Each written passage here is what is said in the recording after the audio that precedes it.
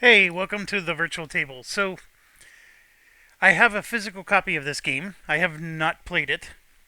It is currently, in my experimental table where I'm, looking at all the parts and reading the rules. And I have, I have a multiplayer campaign of Elder Scrolls going on my table that I record for my channel. So, we have one more Tuesday to go, and we're actually on the third session. So we're ready to wrap up a campaign. So basically, what that means for me is I don't have a table to record my physical copy. So we're using the tabletop copy, which is identical to the physical copy, except this is the intro version. And what I mean by that is the actual game has. I'm just checking to see if that's even possible. So the board is double sided. This side is the side that is for your intro game, the very first game you ever play. And you can see here that they have these progress cubes, which I am actually going to, I think, what is that? Is it L? I'm getting rid of these. So in the intro game, it's meant for your first time ever playing, right? Um, I'll explain what these are in a second that I'm removing. So in the intro game, these technologies are printed on the board. The regular game has technologies that you draw, and it's different for each game. In the intro game, these action spaces, which this is an action space, that's an action space. You can see there's, a whole bunch of them around this office complex here. Those are random as well. Like you always get these actions. It's just that their location would be different. You shuffle them and you draw them and you place them randomly, right? So in a standard game, you would have the other side of this board where these things are blank and they give you tiles that you shuffle. But the tabletop simulator version is only the intro game. So I don't have the ability to do that. I also don't have the ability to shuffle these. And that's what I was testing out. Like, so if I come over here, L is the lock button. So if I hit L, see, it's letting me pick up the entire board, but it's not letting me pick up that, this I can pick up. This is not something that I can do. And I was also trying to see, like, can I toggle the board? Sometimes whenever you have, like, there's multiple sides to something, it's called states, right? You can, where would that even be? It's probably not even an option here, but like it'll say 1, 2, 3, 4, and you can flip it to a different state and, see, you can flip it to the other side or whatever. I hope I'm making sense. But anyways, I know I'm getting too in the weeds here, but um, the important part to point out here is that the introductory game is meant to be like they got things positioned in a way for you to teach the game to a new player. I've never played before, so I'm totally okay with doing the introduction game here. It's just now what you saw me do is you saw me remove the cubes, and I don't know. Oh my gosh! Because I picked up the table or the board. See, those things fell through. Oh yeah. All right. It's easier to just do this. We're just gonna do a new one. All right, let's see. I got a lot of good games on Tabletop Simulator these days. I just played a great game of Man Nefer a few days ago. Here we go. Okay, so we're back. I'm gonna tell it to set up for 4 players, and so boom, you can see all the stuff came out in these little tiles. Um, but here's where, in the introductory game, these cubes here, which I haven't explained any of the rules or anything, um, when this fills up, the game's 1/3 over, and then when this fills up, the game's 2/3 over, and then when this fills up, the game ends completely. These little cubes here are meant to shorten the game length, so that's why we're getting rid of those. We don't need a shorter game length. I guess they just figured in an introductory game, people don't want to play for as long. That's nonsense. So we're just all I did there was make the game regular length, and everything else is okay. So what this is a neutral development. It's meant to just be something that is in the game. We'll get into what that means. This is a complex game. Is it as complex as like a coin game? The funny thing is coin games aren't very complex once you understand what the heck they're trying to do. But initially, like to learn the game, coin games are pretty brutal. Um, this one is on the brutal side. I think it's because everything's so interconnected. I recently played Lacerda's Inventions game, and I have not played a more convoluted game. It's a game I absolutely did not like um, for that reason. It was just so convoluted. Um, the whole idea of inventing something was lost in all the mechanics.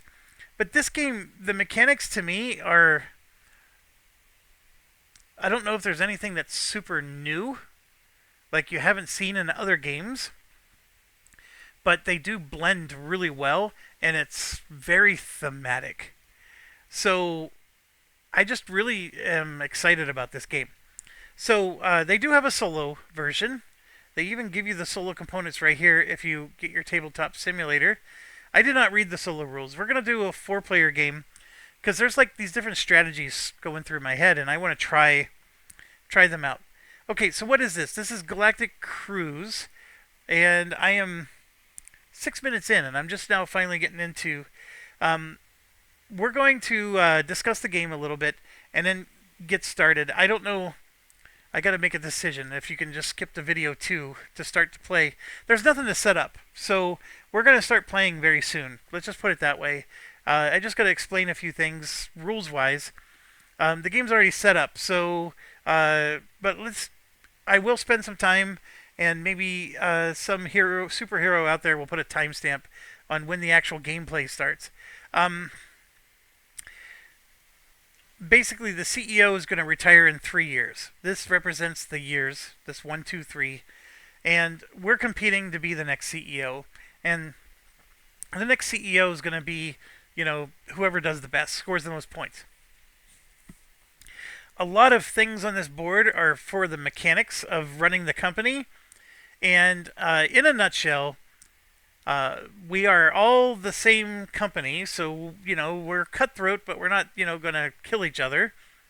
But we are going to send cruise ships into outer space. And these are our customers over here, or potential customers.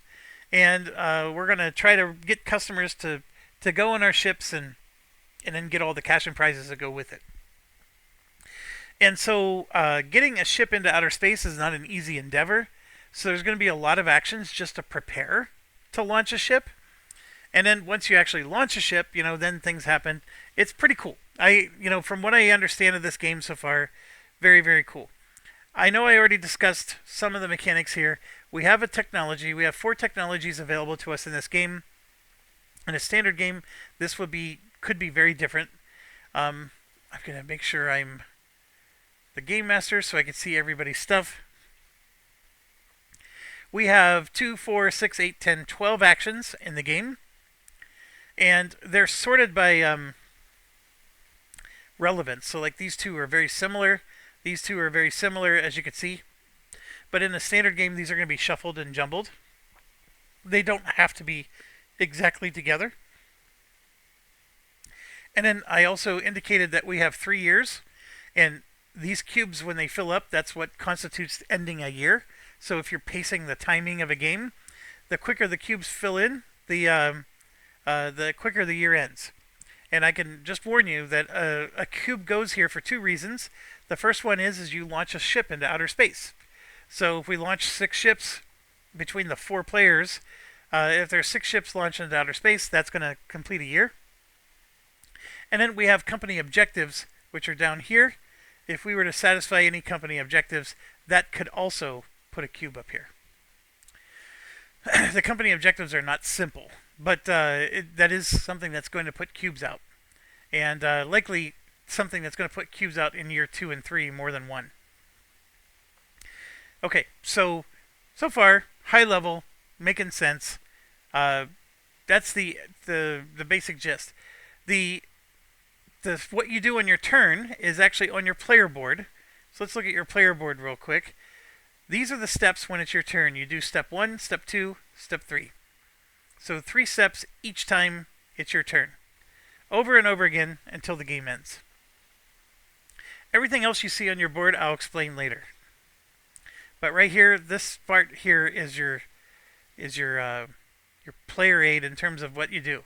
Now, speaking of player aids, every player gets this, and my physical copy has this as well. Fantastic handbook, explaining all kinds of, and even answering questions like, how do I score points? How do I get more reputation or whatever? But this is actually a great start. From a symbology perspective, you need to understand these 4 symbols at minimum. Reputation, I'll explain in a bit. Money, makes sense. Ads, I'll explain what that is. And then resources. Okay? And this is when we launch a ship. They got all these steps you got to do. And then this is what you do during your turn. So even on your player aid, it tells you again what you get to do on your turn. So a turn structure is you advance any ships that you have in outer space. Step 1. Step 2, you pick one of these 3 things. You only get to do one of them. You can assign a worker, which is worker placement stuff. You can launch a ship, when that's all you would do, but that's a big step. Or you can call a meeting, which is, if you played like Carnegie or any of those other games, it's the way you pull back your workers. So if you're out of workers and you don't have any more to worker placement to put out on the board, this is how you get them back. And then step 3 is if you accomplish a company goal, which most of the time you're not going to do. So this is one of those steps that you may even forget is part of your turn, but it's always a part of your turn. Okay, and then they got a little checklist here. Like if you want to launch a ship, they got these 4 things you got to make sure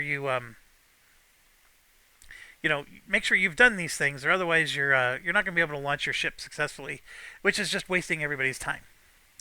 Okay, so getting back to the board now, we have, this is our money, as you learned. This is our ads, and think of ads as ways of getting customers, so it's advertising. We have our reputation track. So the reputation goes up to 18, and when you see this symbol and it's brown, that means you're scoring victory points immediately. If you see gray, it means end of game. And so sometimes you'll see both, because you scored immediately and at the end of the game.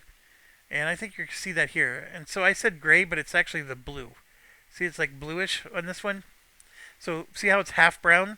I score a victory point now, and then the blue, I score a victory point at the end of the game. Okay? And I haven't explained what that means yet, but just helping you to see, that's a perfect example of something that happens both immediately and at end of game, whereas this is only end of game up here. Okay? Alright, so from a symbology perspective, hopefully you're getting the hang of it. And then here, money, ads, victory points, brown, victory points, resources, and then again, money, ads, resources, and then this one's a new one, that's development. Development are these little gears, and resources are these 3 rows. So there's 3 resources in the game. You have food, you have oxygen, and you have fuel. And the hover over text is excellent. I can just hover right over it. It tells you what they are. That's excellent. Okay? Alright, so you start the game with 2 workers available to you, and then you have 2 specialists or experts here that are not, you have to unlock those. They're not available. I mean, they're available, but you have to unlock them to be able to use them. Okay? So how do I know how much I start with? Well, you get a spaceship. So here we got our first spaceship. We have what's called, this is the, what do you call that? The cabin, where the pilot is. And then this is the engine. And so this is a worthless ship. There's no room for any passengers. So we have to build this ship to be capable of transporting passengers. Right now, it's just the 2, it's the locomotive and the caboose, basically. Now, in the physical copy, if you flip this over, it looks like this. So this is telling you what your starting values are. So we're going to get 10 money, 2 ads, and 1 agenda card. And then based on your turn order, you're going to be further up on the reputation track. So they are letting us determine the turn order, but basically whoever goes last is going to be 3 on the reputation track. Whoever goes first is going to be at 0. And all of that's represented right here. Then as soon as you get finished collecting your setup stuff, so you get your 10 money, your 2 ads, the cubes are just something you set up. And then you get 1 agenda card, which we don't have that either. So somewhere, like here, I'm going to shuffle. So we get an agenda card for this person. And an agenda card for this one. And this one. And this one. So everybody's got an agenda card. Okay. What are agenda cards? They're basically boosts. Here, we can look at this one. This one, on your turn, you may spend 1 reputation to gain 3 money. You may do this up to 3 times this turn. So you have to lose reputation to gain the money. And then up here it would tell you when you can play it. But this means you can play it at any time during your turn. Or you could ignore that and do the bottom part and just gain 1 fuel. So you would just move your fuel up 1 on the track. So it's either or. Now there's ways to do both, but that's more advanced. We'll get into that later. That's definitely not something you can do from the start of the game. You got to unlock that privilege. Okay, so everybody has agenda cards like this, and like the next one, it's totally different, right? After taking your first action, move your worker to any other location in headquarters to take your remaining action. So that's an interesting one. This one, you can only use it when you're on that action right there. You may gain 4 additional resources when taking this action. And what it's referring to is this action right here. So that's a card specific only to that action. Okay, and then this one. This one can only be used when you're doing this action, which is the module. That's building modules. Remember I told you you have to, put modules in your ship? Well, that's what that action is. And so what this is saying is you may build up to 4 segments. Following placement limits, do not lose reputation if building from the display. You still have to pay the cost. So I'm sure it makes at least high level sense, but once we get into more of the game, that'll make more sense. Okay, so everybody has, like I said, locomotive and caboose. I'm sorry I'm using train analogies, but it's easier to do. When you're done, you flip it over, and this is more of the finished product. This game does a lot of flipping. So for example, even this ship, once it travels into space for the first time, see this launch symbol? It flips over, and then you use this side. So right now, it's telling you you're going to lose 5 points at the end of the game if you never use this ship. So we got to launch it into outer space and do something with it. And the moment we do, we could flip it over, and you'll notice that this symbol remains the same. This symbol remains the same, so does this one. Well, actually, that one I'll explain in a second. This is the return to Earth symbol. So it follows a trajectory into outer space that goes along this circle. And here, I'll just show you. So if, let's say I had this one, I would put this along the top and see how it completes a circle. So you would go to these destinations and then come back to Earth. That's how the cruise thing works with this. Okay, so this is, you're going to lose 5 points if you never use this ship to go into outer space. You're allowed to have up to 3 ships. So without launching any of them into outer space, I could grab new ships, which you see here, and then I could have 3 of them, bing, bing, and bing, and lose 15 points at the end of the game because I never sent any of them in outer space. That would be a horrible game. I would recommend that you find Parcheesi or something else to play. But that is how the mechanics work. It's a little bit like a Ticket to Ride, except you don't have to go to specific destinations. You just have to launch it to avoid losing the points. Okay. The other thing is that you get when it launches, it's saying you're going to get 1 victory point, and I believe that's per module. Now, the locomotive and the caboose are not modules. The modules are these things, these blue things here. Those are the modules. And we're supposed to start the game with one, I thought.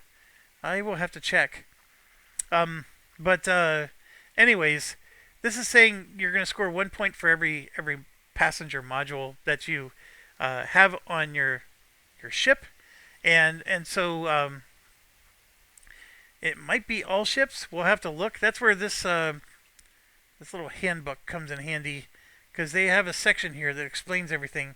Right here, 1 victory point per segment. There you go. I keep calling it module. Segment across all your ships. So this is where it'd be nice to have 3 ships, right? All fully decked out. And you're going to get a lot of points every time this sucker takes off. And also at the end of the game, right? And you can see that there's a different ones. And so that particular player, I guess this will be us since I'm focusing on it so much, we want to have a lot of modules in order for this ship to score a lot of points. But the next player over, actually, we all have the same one. That's right, because these are the starter ones.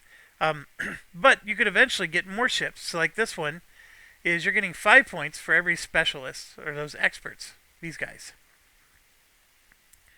And this one looks like you're getting 3 points for every 2 development you have. And we can always, like I said, come back here and find it. Where are you? Right here. 5 for every expert you've hired. I nailed that one. 3 for every 2 developments you've built. Yep, nailed it. So you can see, like, I've never even played the game, and the symbology is not that hard to pick up. So something I really like about this game. All right. Now that I've covered some of the basics, let's get into more about the player aid here. We know we got a ship that needs to launch. We know we need to put modules or whatever in there. These here in blue is all the these are the launch instructions. So if you decide you're going to launch, you put your worker here, and then you go up, you know, like a countdown. 5, 4, 3, 2, 1, liftoff. And at each step, there's something you do mechanically in the game. Very cool concept. I really love how they did that. It's really just stuff you have to do to launch your ship. And then the worker that you're putting here, after you get to takeoff, it goes right here. This is the spot for him to stand. He stands right here. Well, obviously Tabletop Simulator is not going to let me do it, but he would stand on that exact location, right here where my mouse is, because that's where the captain stands. He's going to fly the ship. So, very, very cool. All right. These things along the top. Let me pause real quick. I'll explain that in a second. Let me do this down here. I already covered this a little. We have food, oxygen, and fuel.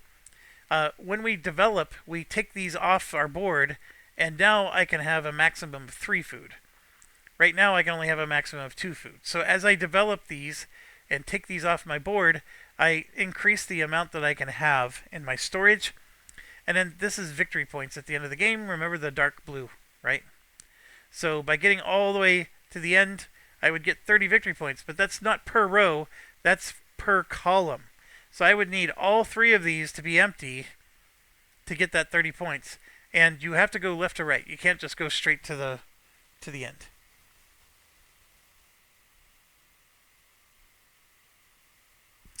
Oh, hold on a second. Sorry, it was my son contacting me. Okay, so you have to go left to right. And in order to score the 30 points, you have to have the whole column taken care of. So if I got all 3 of these removed and only one of those, I'm only going to score 5 points. All right. Now, what do I do with these developments? So as you take these off, they actually go into your company, because these are developments within, this is your corporate headquarters. And they're going to go in these locations here along the, between the actions, or they're going to go here for learning the technologies. And there's a lot of more to this. I'm sort of glossing it over at the moment, but that's the basic gist. They would go up there. And last but not least, with all of this, there was something else. Oh, the cost. The cost is 5, 6, and 7, and it's a combination. It explains it right here. It can be, you could pay just pure money, so I could just pay $5 and take one of these off, or it's a combination of money and resources. So I have one food, so I could spend $4 and one food to get to five, and then take this off. And obviously, I'd have to spend an oxygen if I want to take that one off, etc. So that's how this little part of the board works. And to get these specialists, it's telling you that it's going to cost you 2 money to unlock this specialist for every gear that's in the food and oxygen. So right now, this is 2, 4, 6, 8, 10. It's going to cost you $12 to unlock that expert right now. But if I take, these two off, now it's only going to cost $8. All right. And this is something you can do anytime. It's not an action. This one over here, it's $3 for each of these 4 things, which I haven't talked about yet. But you can see that's also $12. But if you get rid of one of these, then you're down to $9, etc. Okay, so with that being said, let's talk about this here. There's 3 types of tourists. You have adventure tourists, which I love. It looks like they're, doing off-roading, right? Except it's on Mars. There's luxury tourists. So these are the ones that, want to just go to the spa and relax on the beach and, enjoy the stars. And then there's family-oriented tourists. So these, they want the Disney cruises, right? They need the go-karts and stuff like that. Okay, so you got 3 different types of tourists, and they're represented here. You can see, like, the orange is, they even look at that. The highlight's awesome. Adventurous guest, they call it. And then the relaxation guest, and then that's the family guest. So you can see, they even have it laid out there. Okay, so as those guests go into space and they do things, and it's best if I come up here. These are the routes. Remember how I dragged one of these down and put it on my ship like this? And so it shows that the ship is going this way. What this is doing is the cruise is spending 1 day, 2 days traveling. Think of it like an ocean cruise liner. You're spending 2 days at sea, and now we're going to dock at port and do a family excursion. And then this is a relaxation excursion, and then we return back to home. So, we went to Bermuda and, stopped at, Jamaica, and now we're coming back. I totally made that up, but you know how it works. So, that's what this is about. So you have your different travelers who are attracted to the different types of activity. So at any of those destinations on your trip, you're going to be able to take these tiles, which I haven't, fully explained what they do yet. But one of the things they do is you have the mechanism where you could flip this tile over. It goes right here. There's an empty spot on your engine.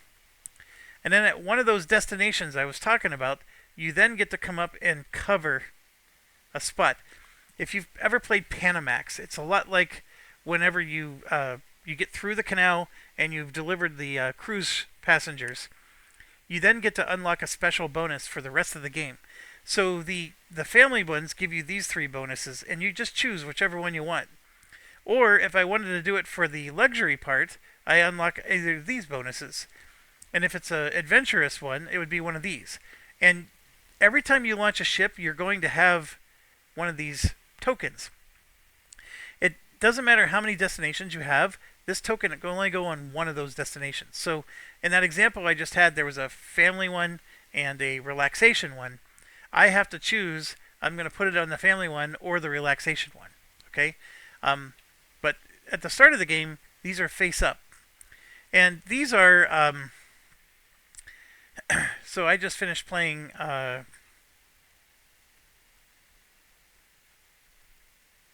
Ark Nova, actually. These are a lot like Ark Nova. You do an ecological where you score conservation points. You do a conservation project, and then you get to take a bonus after you do one. That's what these are. These are bonuses that you get to take.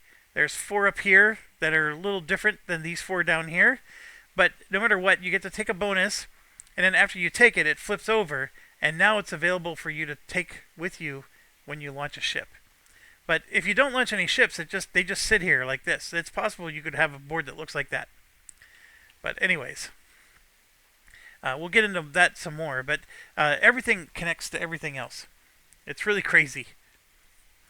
Okay, so with the player board out of the way, and you at least have a basic understanding that, okay, we got 3 different types of tourists, right?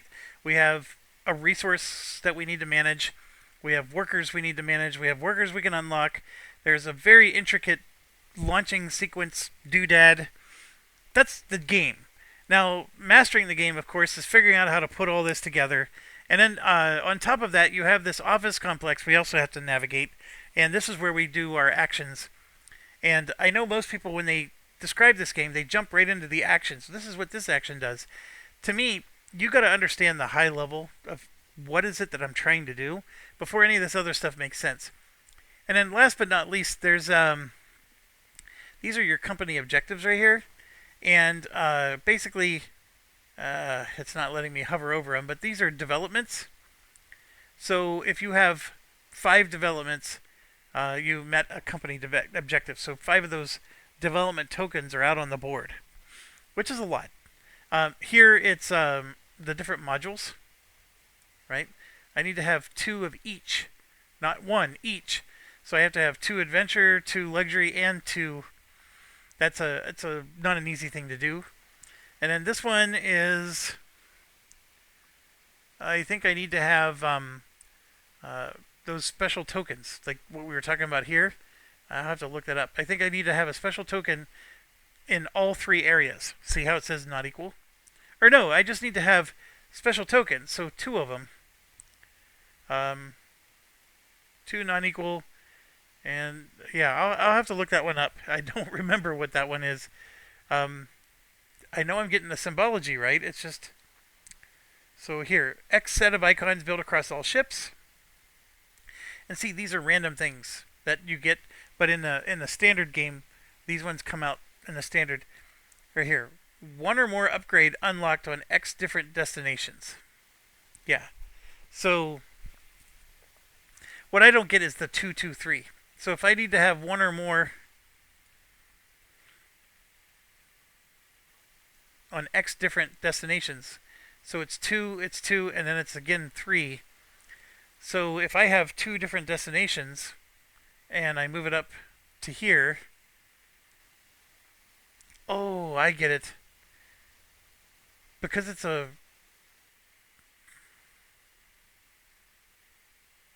we're gonna have to look at this.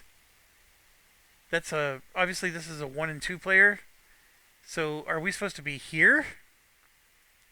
Like, I think it's supposed to be that. Or maybe that's one of the settings we can tweak. Remember, this is an introductory game, so they try to make everything easier. So let's figure out a few things here.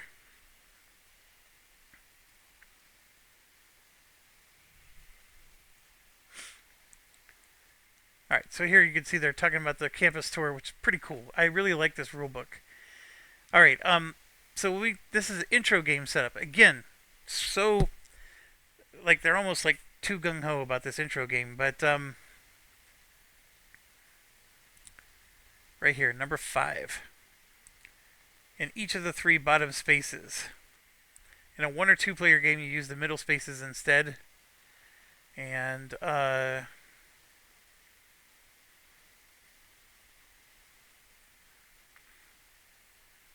here we go. Then we got the marketing board.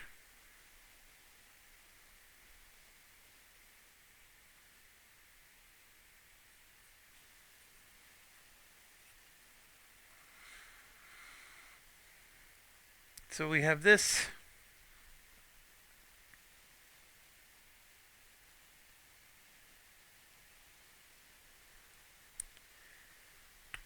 We need to set up our player boards too. That's what I need to look at next. But anyways, here's the standard setup. So if we go to 7, each of the 3 bottom spaces, use the middle spaces instead. It doesn't explain what the top space is.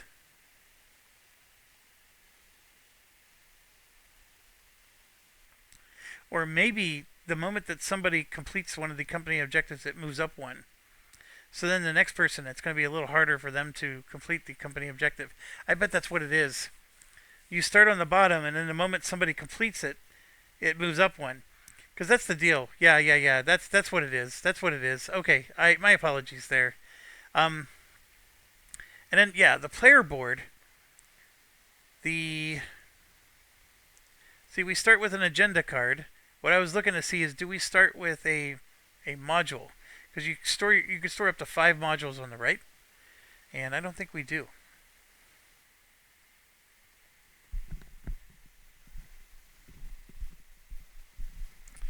Yeah, I don't think we do.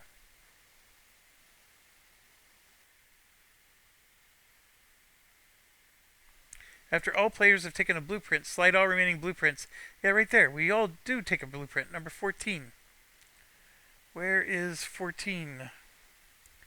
Probably not shown because that's what I was talking about. We all get a blueprint.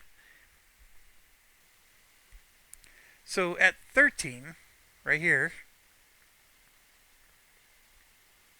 in reverse turn order, we place one development from the left column of our player board onto the network in an area, yep. And then take a blueprint from the main board. You don't have to pay. Okay, that's what I wanted to see. Alright. Because when I clicked the button, it didn't do that for us. Okay, so we got to do turn order, and we're going to go 1, 2, 3, 4, and we'll be player 3. So we got the blue player is going to be first, then pink, and then we're yellow. So we're going to be number 3. We're going to look just like that. Okay, there's a lot of rules I haven't explained. We could spend an hour doing this. I'm at 36 minutes already. So I don't want to spend too much going over every little intricate detail, but I think from here we can do the rest as we play. But yeah, I guess we're going to jump in right now, and we got to do reverse turn order. So I got to figure out, like, hey, what kind of AI is each person going to do? So, for example, we could have a person that tries to build like one Uber ship and just keep launching that one over and over again. We could have a person who tries to build all the ships and, tries to do balanced, all 3 types over and over again. I mean, we could have a person who doesn't focus on the ships much at all. I don't know if that's a high-scoring game. I have to think about that. But I do want to at least try to have them like do different things, because if they're all playing the exact same way I'm playing, it's not doing me any good. With that said, we got it in reverse player order. They get to take one of these development tiles off their board and put it in an office space, but they don't get to take a technology. So they're not allowed to put it up in the technology space. Now, in a nutshell, when it's our turn, we take a worker and we put him in one of these spaces. It's like this one. That means I can execute these 2 actions. I get to do 2 things, 2 actions. I can execute one of these twice or both of these once. Totally fine. I can also execute an action here or here, but in order to do so, it has to have a development token in between them. And if the development token belongs to someone else, I got to pay them equal to where my reputation is. Right now, all of us have to pay 2. If our reputation gets to here, we only have to pay 1, and if it gets to here, we pay nothing. And that's per development token. So if there's if all the other players, if all the other players are here, I would have to pay 2, 4, 6, 8, and 2 to each one to be able to do these 2 actions with my worker here. If I put my worker here, I can do these ones for free, and then I'd have to pay to go do these ones. Or I'm paying to do these ones, assuming there's a development token there. So that's how the development token concept works. Now, the development tokens can also go up here, which means you have access to this technology, and then you get that bonus for the rest of the game. Now, other players can pay you for that technology, and it's the same deal. every development token that's up here, you have to pay all of them if you're not up there, and then you get this privilege for your turn, which might be worth it. Like this lets you launch a ship for one less fuel, and maybe you're one fuel short from launching your ship. So I'll gladly pay $2 to whoever's there to be able to get a fuel from them, a discount, and use their technology. Okay, so this one is representing neutral development, so it just means I have to pay the bank if I'm going to use that to do actions across. So this person gets to decide, all right, what are we going to do? And this is where I'm going to look at their agenda card again. This person is going to be able to build segments for some pretty decent price. They can build up to 4 segments following placement limits, and do not lose if building from the display, but they still have to pay the cost. So that'll let them build a whole bunch of segments all at once. So if you have a lot of segments, you're going to need oxygen. So I'm going to take an oxygen one. And what we're doing is we're deciding, okay, where this is the build segment action. So we probably want to do that. And then this is the get a module action. So I'm going to put it right here. And you always want to take this one first because that gives you a reputation. So green goes up 1 on a reputation. Now don't be fooled. These little bonuses on the bottom, you don't get those.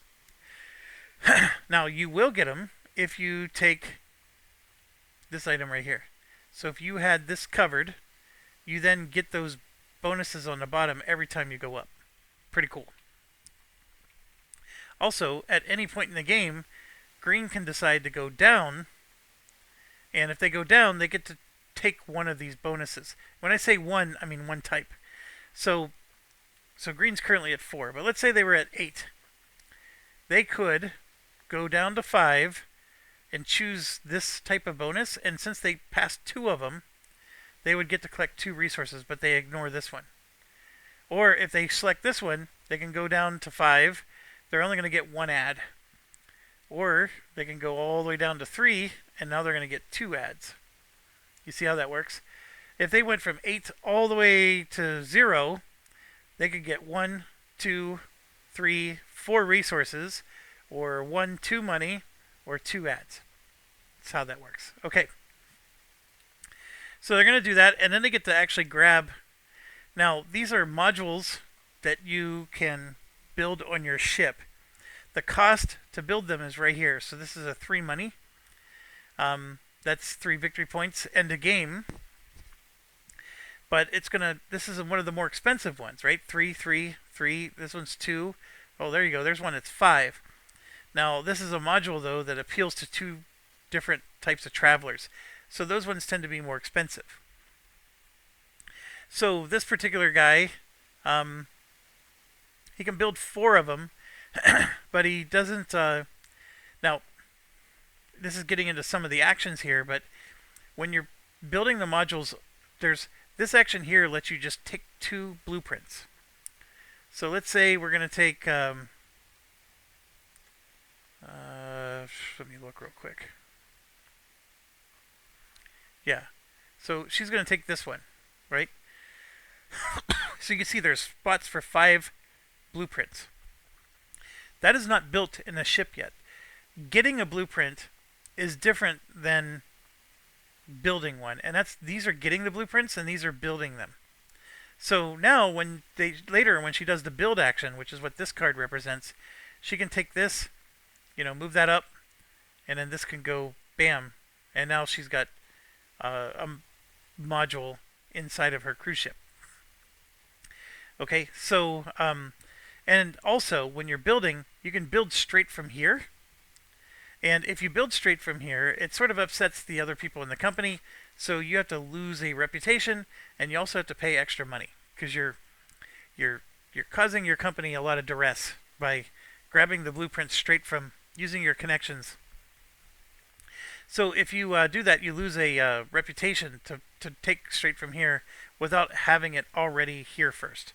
Anything here, you don't lose any reputation for because these are blueprints you own.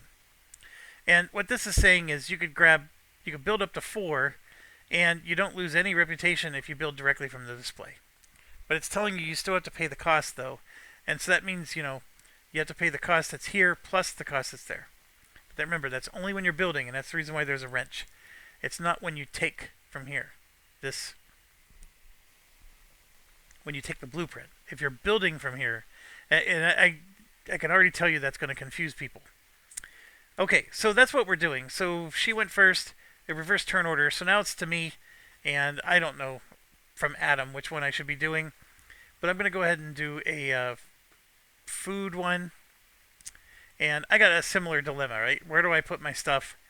And I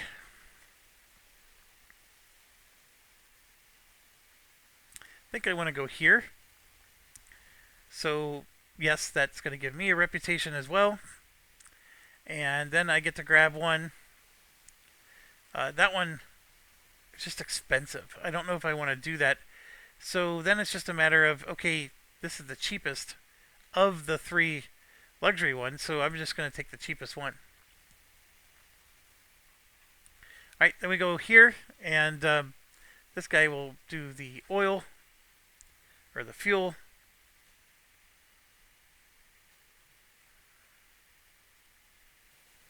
You could go like that if you want. You're just not going to get the reputation bump. Or you could just take, one of the ones that haven't been taken, so you get the reputation. I don't know if there's like something that's so valuable that somebody wants to do that for. So I think I'm going to go ahead and do something like that. Give them the reputation. And we got a similar dilemma here, right? So these two are almost identical, so we'll just take the bottom one. And then last but not least, we got this here. Oh, we'll go ahead and do food. We'll go there. Get some more reputation. And let's go luxury with this one. So there you have it. So now this slides down, and I'm going to shuffle, and then we just draw the remainder, and boom, we're ready to go. One last thing. These are random, and when you have these travelers doing things for you, when they're enjoying the accommodations on your ship while you're traveling in space, when you have the outer, like you're at sea, they give you these bonuses. Okay, so 47 minutes in, we're getting ready to start. Turn 1 would start with this person here. We already went all in a bit on a luxury. First thing you do is if you have a ship in outer space, you're going to do these things. We don't have a ship in space, so we're going to skip all of step 1. Step 2, I can either place a worker, which is what we're going to do. I can launch a ship, which I can't do. Or I can pull all my workers back, which I also can't do. So we're going to do this one right here. And we come out here and we just have to pick any of these office spaces and figure out what we want blue to do. Alright, so blue wants to get this module going. Maybe get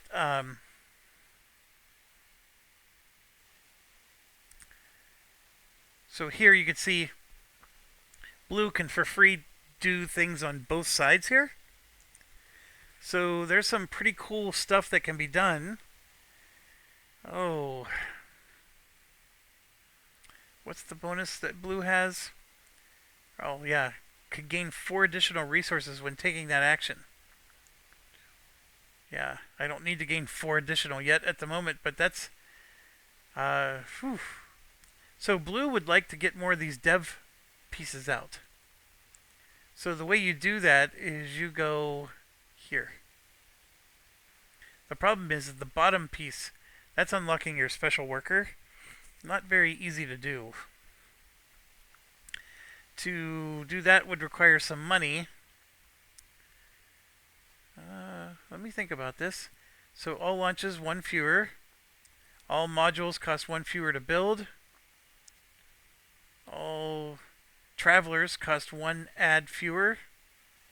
All launches require 1 fewer food. Those are good.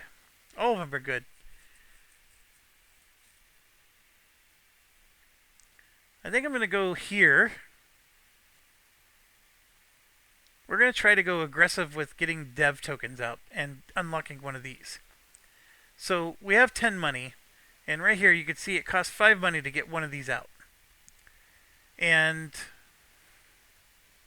I'm going to go ahead and do that with this one. And instead of putting, now what I can do is I can put it here. So I do the dev action, and because this is part of that dev action, my second action doesn't occur until the first action is done. So now I can, for free, do this action. And if I did something like that, then now I'm basically committing that this is going to be a free action for me a lot.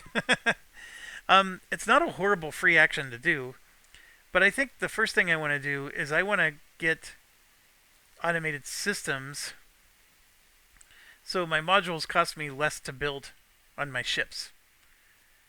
So that unlocks that technology. Other people could pay us for it. But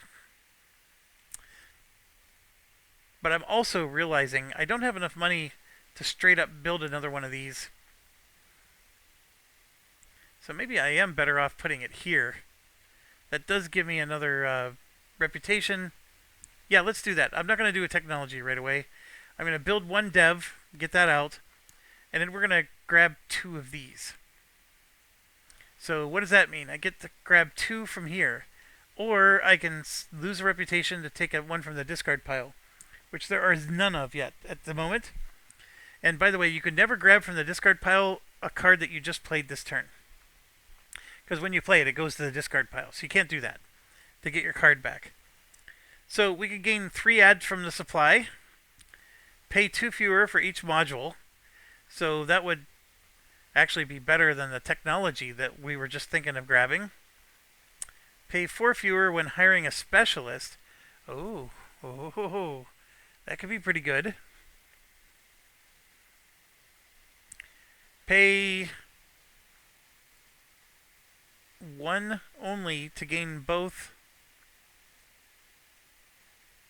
instead of the listed actions. Oh, that's for this one right here.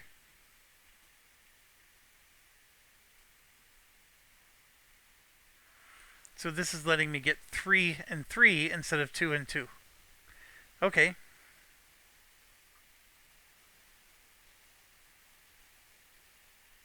And it's just for 1. That's really good. They're all good. This one I think is a little superior to this just because I could get 3 resources. But I actually think I'm going to grab this one, which was the technology I was drooling over, and this one, so we can get an expert for cheaper. And by the way, I have to spend 5. And I'm just going to keep a bank. Well, we'll just throw it back in there. So I'm spending 5 for this pool. Alright, and that's it. My turn's over. I checked to see if I have, do I have 5 of these out? No, I have 2. I don't have these. I'm nowhere close. So that's it. Blue's turn's over. So now we move to pink. This is letting us move our worker after we do an action, because maybe I want to do that one action and there's 1 space, but then I don't want to pay anybody to do an action somewhere else. So this is a little bit more situational, but same deal. No ship in outer space. We got to place a worker, so let's do it. So right now we have synergies here. So I could do something similar. I could go here, and if I do, I kick this worker out, and he gets a bonus for me kicking him out. Or I could just go on this side, because I can go across here for free and still do that action. Yeah, I like this one. I think I'm going to do that one. Alright, so what am I going to do here? Well, I think what I want to do is I want to... Do I want to get more modules? I might. Which one have I gone for? I got the luxury guy. You can get another one. Here you can see there's some nice cheaper ones. really cheap one up there. I can go all in on luxury. Maybe I want to. Yeah, so I'm going to go ahead and do this one. So I'm going to take a blueprint, and these are free. Doesn't matter where they're from. You just get the blueprints. And do I really want to go bonkers and get another luxury one? I have no idea, folks. But yeah, let's do it. Let's try it as a strategy, right? Where I'm going to go just one type with this one. And at the end of your turn, it does shuffle down. Now, if you'll notice, I did not replace these ones, and that was not a mistake. These only get replaced if you do the bottom action. Alright, so what I just did is I did the top one where I get to gain 2. And again, I don't have to pay these prices. These are only if I'm building them. And then I'm going to swing over and do this one, and I am going to get another dev out there. So I'm going to take... since I have 3 of these, I need 3 oxygen, so I'm going to go ahead and do this. And that does cost me $5. Alright, so I could go in these spots, but I'm actually going to go...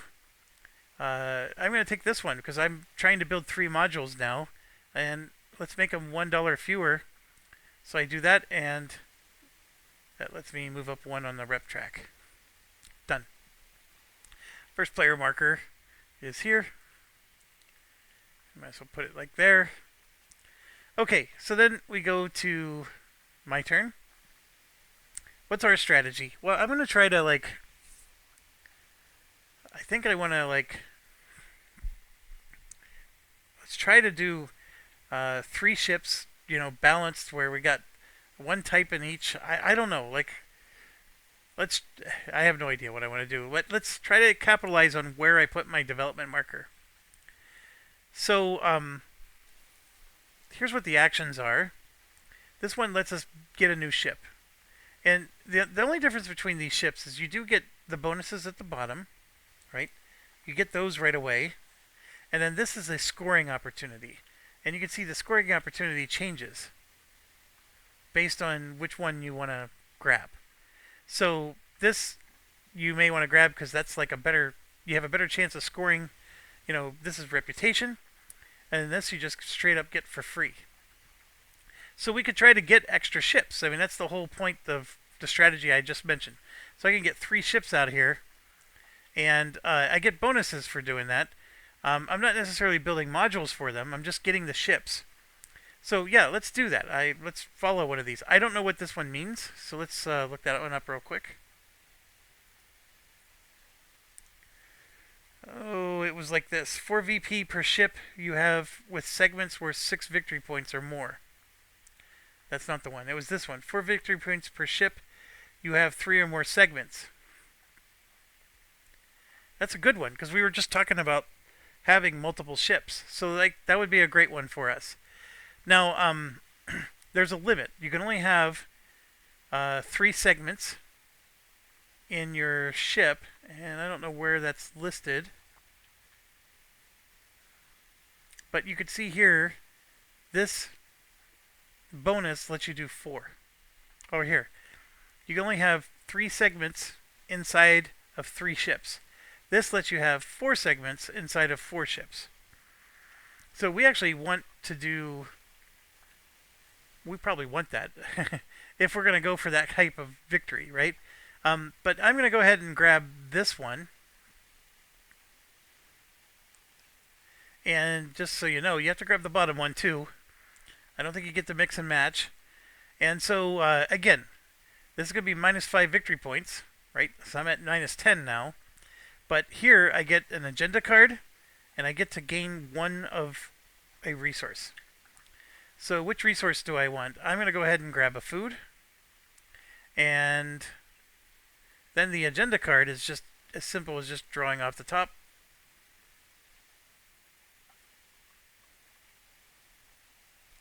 Critical Thinker, on your turn, draw the top 4 of the agenda. Choose 1 to add to your hand. Gain the resource printed on that card. Return the remaining 3 to the bottom of the deck in any order. So I would be able to just... I'm doing it just to gain a resource. Okay. Or I could just discard this to gain a food. But that's what you do when you're really looking for a specific resource. Not the best card, but it's still serviceable. So here we're grabbing a cockpit and an engine. So we just keep that, refreshed.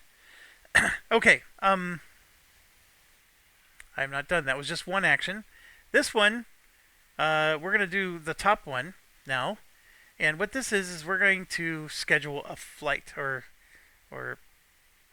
advertise a flight. So the way that works is you can see we have 4 people here. And these are all the different flights that we can send our ships out on. So right now I'm looking at a purple. I obviously have 2 ships. And I'm picking which route they're going to go on. So this bottom one, for example, is going to have 2 days in space. And then they're going to stop at a family excursion and then a luxury one, which is one of the ones we were looking for, right? But it's going to cost us 4 fuel to do. This one costs 1, 2, 3, 4, 5 fuel to do. But you can see they're hitting all the highlights, right? And so I have to pick which one of these we're going to do. These ones up here are your starter ones, so they're a little cheaper. And then you can tell it gets expensive as you go down. Well, there's one that happens to be exactly what we're looking for, so I'm going to go ahead and do that one. And so I'm basically committed to doing this cruise. And I have to launch a ship, and this will be the route that ship will take. I have only one of these dudes, so I cannot do any of these other routes, even if a better one came along later. I'm committed now, baby. So that's how that works, and that's the action in a nutshell. I'm basically locking in. Now what this says is I get to flip over a tile. Now what does that mean? That gets back to what I was talking about. I can flip over one of these tiles or one of these. Now which one would I do and why? Let's get into some more detail. See how these workers have the little hands on them? That's income. So anytime a worker comes back, and that could be because somebody kicked me off a space because they wanted to do an action, or I did this callback action here, the coffee break. Either way, no matter what happens when a worker comes back, or even if they take the ship out for a cruise and they return back to Earth and the worker comes back, I gain an income. What income do I gain? I get to choose 1, 2, 3, or 4. I could gain a resource, a VP, an ad, or a money. So let's say I chose one of these 4 right now. Then I get one of these bonuses. So let's say I chose this one.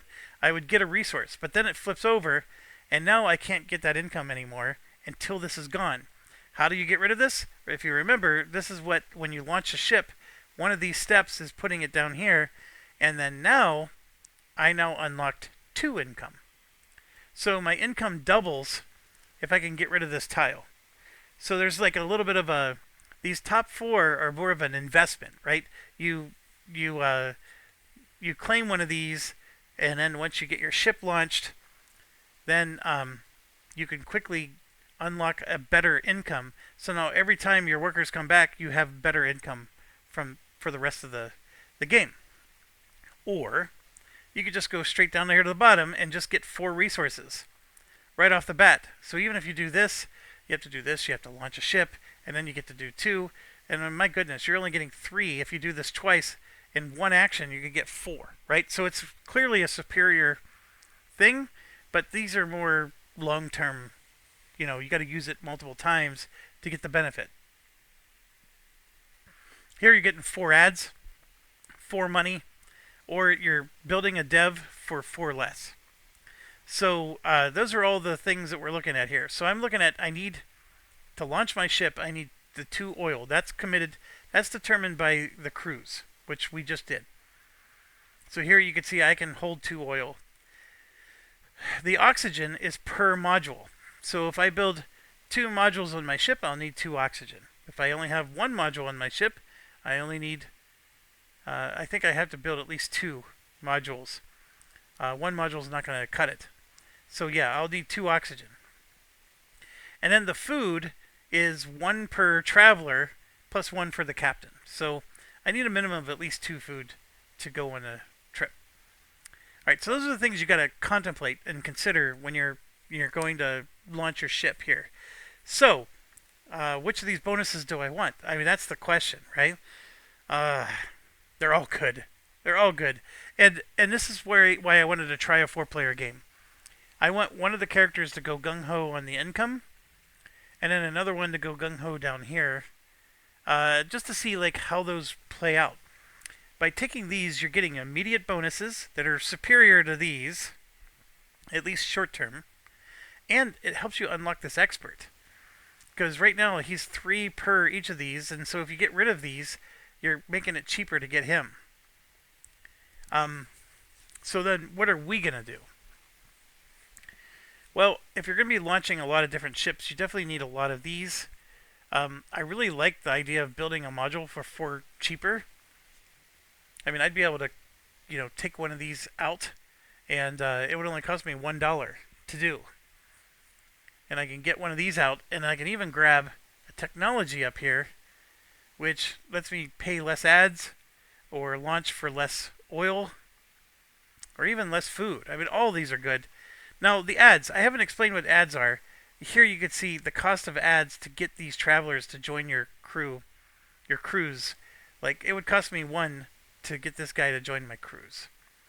I have to pay 2 for somebody up here, 3, and then 4 if I want to pay for somebody that's not actually available.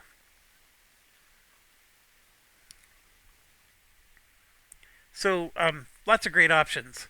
This one would get me 1, 2, 3. I actually don't even have room for 4. So that's probably not the best idea.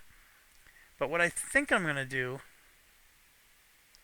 is let's try to do the income thing. So I'm going to go ahead and grab the resource. So I'm going to grab an oil. Am I going to do that?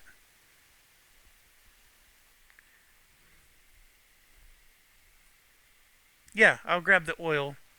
And there you have it. I'm done.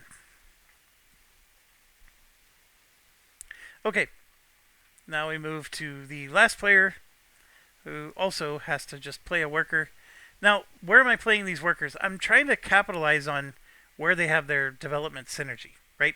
I'm not trying to go somewhere where I'm going to be paying you $2 just to use your development. Like, that doesn't make any sense. I mean, we put these out here. I'm trying the different strategies based on where these are. So here it's you can see it's a build and that. I mean, we got basically those options, right?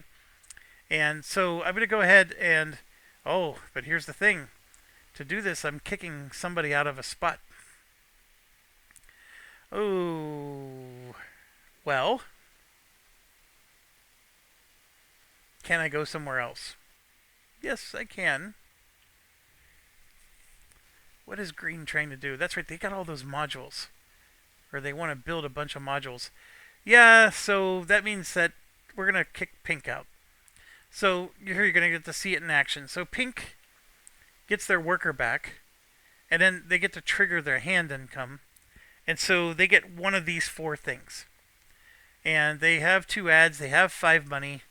They probably could stand to get another $1. But here you can see they also need a lot of they do need money to build all these, but they also need modules to launch their ship. So I think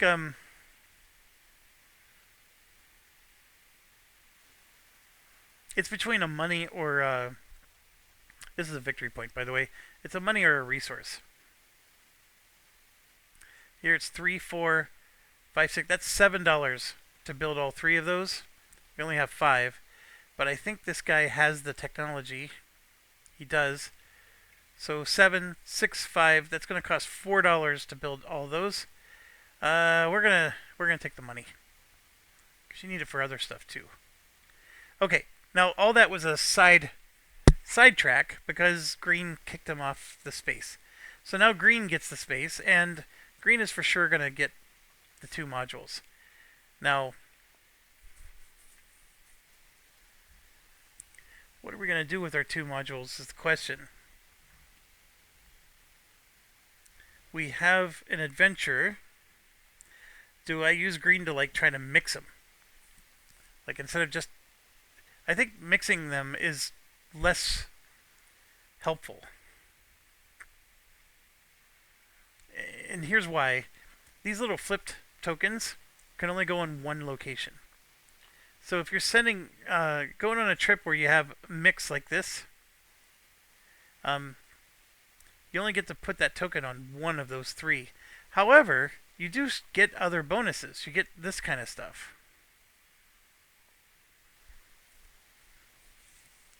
So it's not horrible.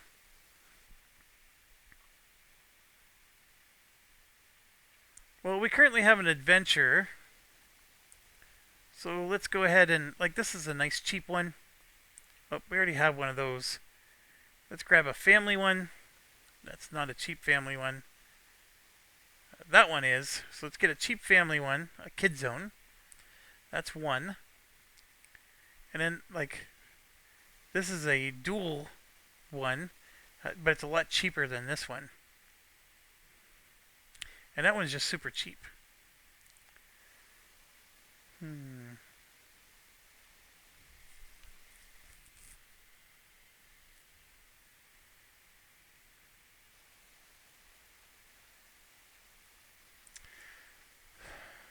I don't know. I don't know what the right answer is here.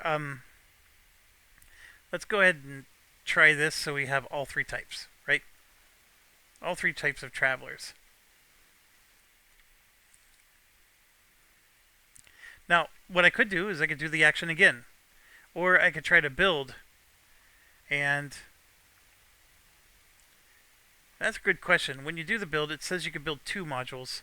So this would let you build 4. I happen to have 3 here.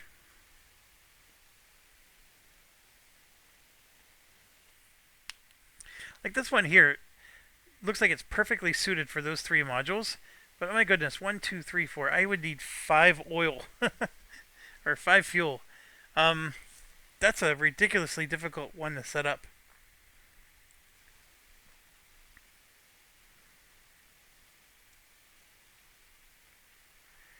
I think I'm not going to take... Well, I could take advantage, just get another ship. I could do that. I didn't even contemplate that as an option. You know what? I'm just going to get 2 more of these. You can hold up to 5. So let's do that. Now I want to look at cheap options here. So this one only costs 1. And 3, 3, 2. This one only costs 2. And there you go. So we went all in on the modules. There you go. End of round. New round. Back to this player again. So I could recall. That's now, well, first of all, nobody's in space. I can recall somebody. I don't know if that's a good idea. I can't launch a ship yet. I don't have a ship ready to launch. So we're placing another worker. Now, what am I doing with this worker? The last one went here. We built a lot of development. We have these 2 available.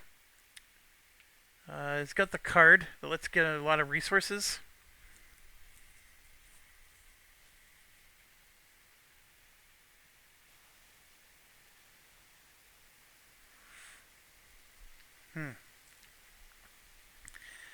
We do need more modules.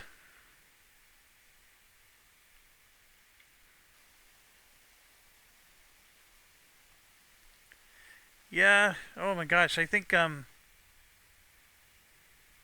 was tempted to go here.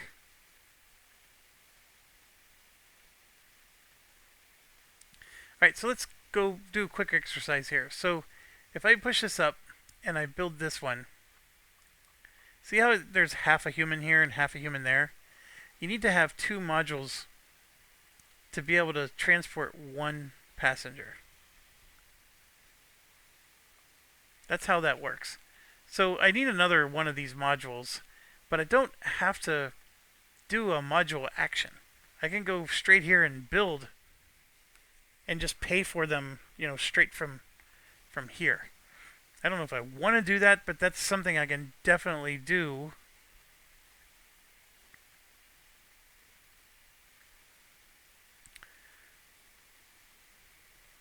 Or I can just go here. So let's do that. I'm going to go here and we're going to book our next flight. So we happen to have a family or adventure seeker, and both are available. So I get to pick which one do I want to do. I don't know that answer, but I'm going to go ahead and choose the family one. And then we get to flip over something here. And again, I don't know which one is the better. I know I need 2 oil for what I intend to do. I was aggressive with the development tokens. I can get another development token out if I do this. I can replenish my money with this.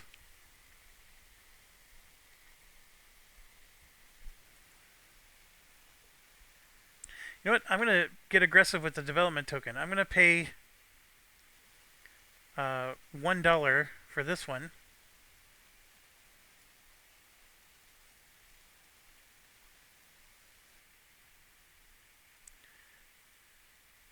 So I got 4. So now I'm going even Steven. So I just have 5 points at the end of the game now. And that only cost me $1 because I got a $4 discount from that particular chip. And so yeah, let's get this placed out here. And where do I want to place it? Again, I just can't go here or here because I already have one. But I can go here, for example. Like if I go there, now I got all kinds of options, right? I can put my worker here, here, here, or here, and I always have, basically these are the only 2 cut off from me. Or I can grab a technology. There's no harm in grabbing a technology someone else already has. It just means I don't have to pay them. And if anybody else wants to use this technology, they got to pay both of us. Or I can gain a reputation if I grab one of these other ones. And I think I'm going to go with the... I'm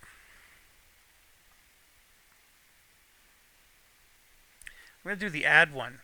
So the ads are 1 less. Yeah, why not, right? Okay, so this character is almost like the first turn. There's nothing to do but place a worker. We got 3 modules, only $6, but we probably want to get something going. They're all luxury. Luxury, luxury, luxury. And the luxury one's already been taken. So we're looking at, like the next one here is 4 fuel. If I want to do that one, that's really, really tough. But there's some options here, and I will go ahead and go.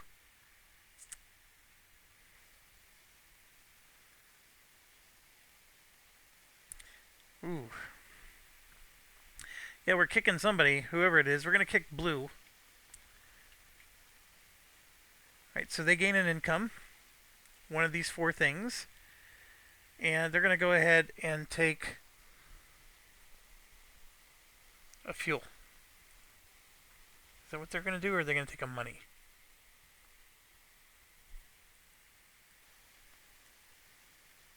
They're going to take a money. So now they're up to 5. Okay, getting back to this. Why did we do this? Well, we need to book our flight. They're getting expensive. But we're going to go ahead and do that one for 4. Actually, this one's also 4. So let's do this one. And that lets us flip over a tile, which I will do in a second. Actually, I got to do that now. So which tile do we want with this one? So we know we need 4 oil. And I don't even have the ability to hold 4 oil at the moment. So I'm contemplating like really getting something down here. I only have 2 ads, which that part I'm not too concerned about. I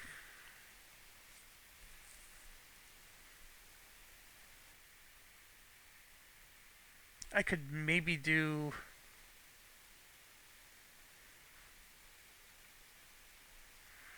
It'd be nice to maybe build another one of these to get this off the board. Because if I'm going to need at least 3 food and 4 oil. So I need more than I can even hold.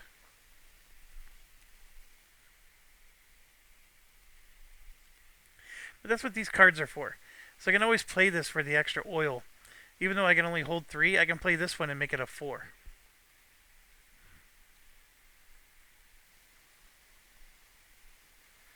You just can't, like, spend the card and, well, you can spend the card and just increase your oil by 1, but you use it to temporarily achieve whatever it is you need to achieve, even if it's more than you can hold. And that's totally okay.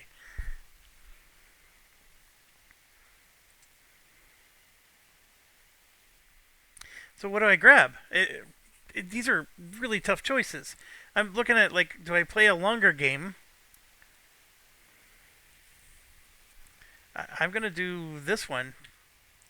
So I'm going to go up 1, 2, 3, and 4. That saved me a lot of hassle.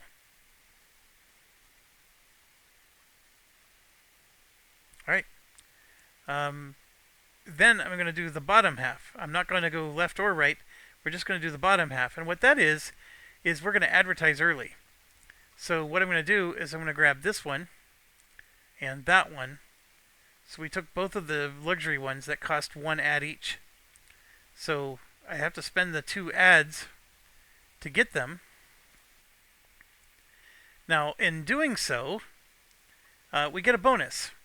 So I get 1 money for each type, plus 1 for each that's equal. 1 times them, and plus 1, I get 1 reputation. And let's just look at our player aid and make sure that I'm doing that right.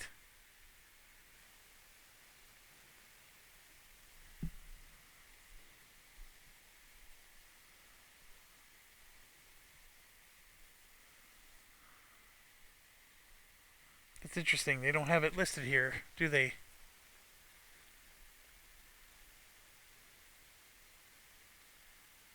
Well, here we go. So we did advertise for a cruise. It's telling us it's on page 25. Gain money and reputation based on the guess. So, yeah, we just gotta go to page 25, make sure I'm doing that right.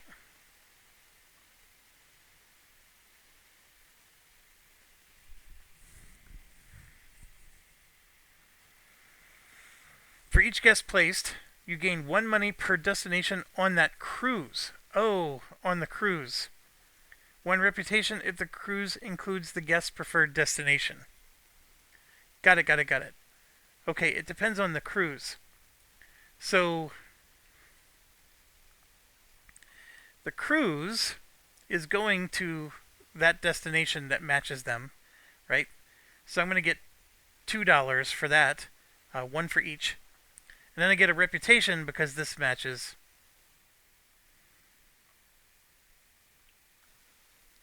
So that's going to be 2 reputation.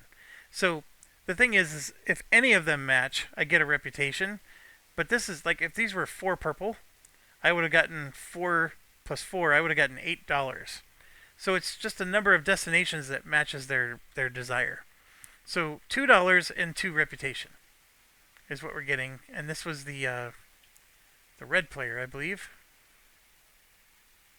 Yes. Let's do the reputation first.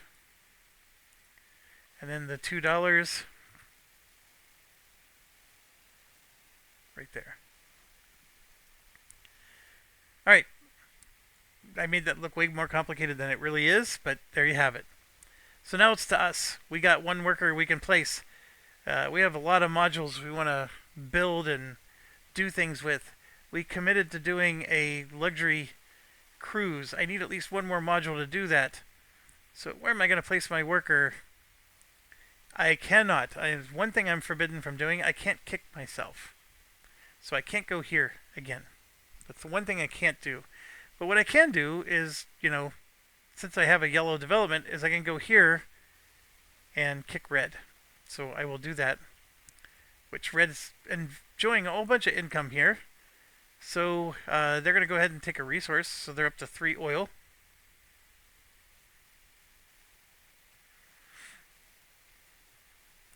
And then back to us, we're trying to get our ship built.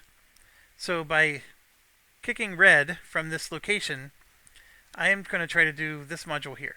I'm going to try to get something built.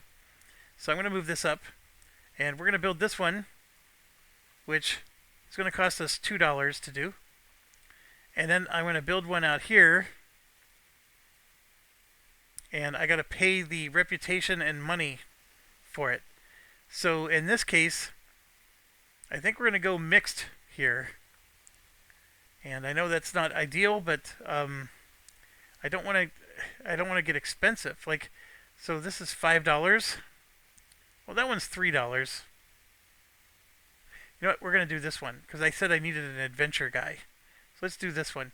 So this is going to cost me $5 in a reputation. That's not cheap. So $5 in a reputation and then $2 more.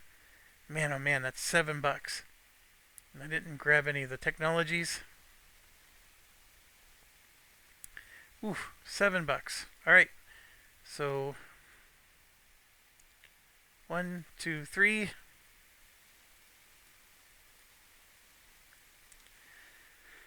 All right. So I have just $3 left over, but I built my 2 modules, which is what I wanted to do. Okay. So in doing so, I can put 1 passenger on the ship right here.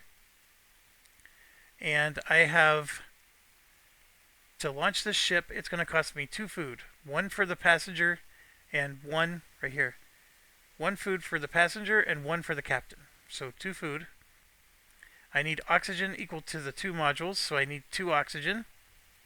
And then I need fuel equal to the cruise, which is 2. So I still need 1 more oxygen to be able to do this trip. And right now my worker is sitting here.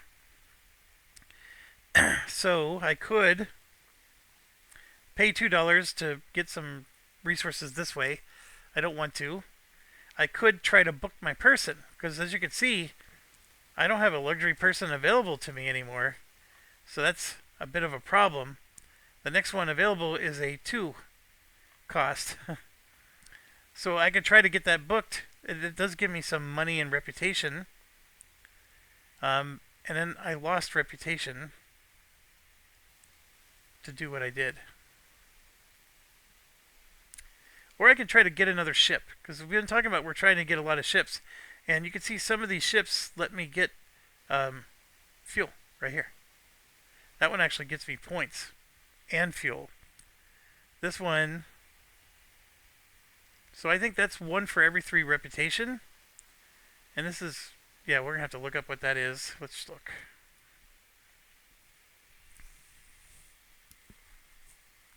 Two victory points per 3 reputation you have. And then the other one that we were looking at here is, it was like a launch symbol. This one. 4 victory points per different ship you've launched includes this one. Oh, I'm trying to get different ships. That's a really good one.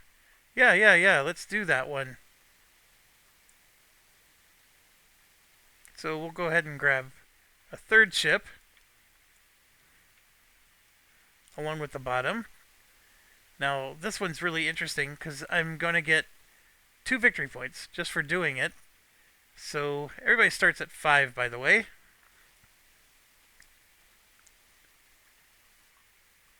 Two victory points, any 1 resource, and an ad.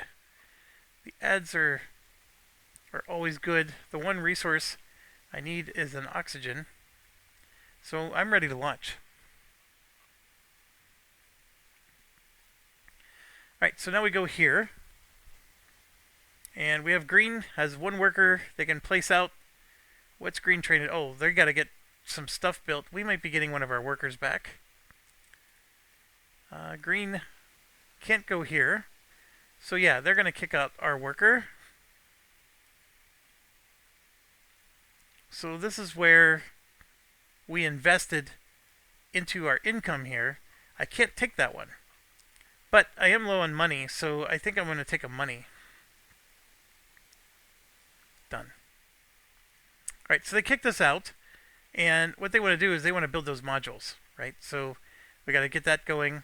And so they also have this, so we can do those types of actions as well. But let's build some modules first. And we're trying to build, for this particular player, this is green. Green hasn't chosen a spot yet. Like, this one is ridiculous, but it would be nice if we're going to mix our people types. Or we could go cheap and get an adventure one, which only takes one adventurer.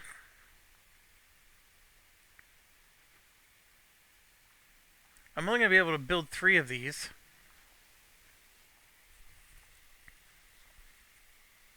Yeah, let's do the build action. I can only build 2 per the action. And we're going to build this one for 1. And this one for 2.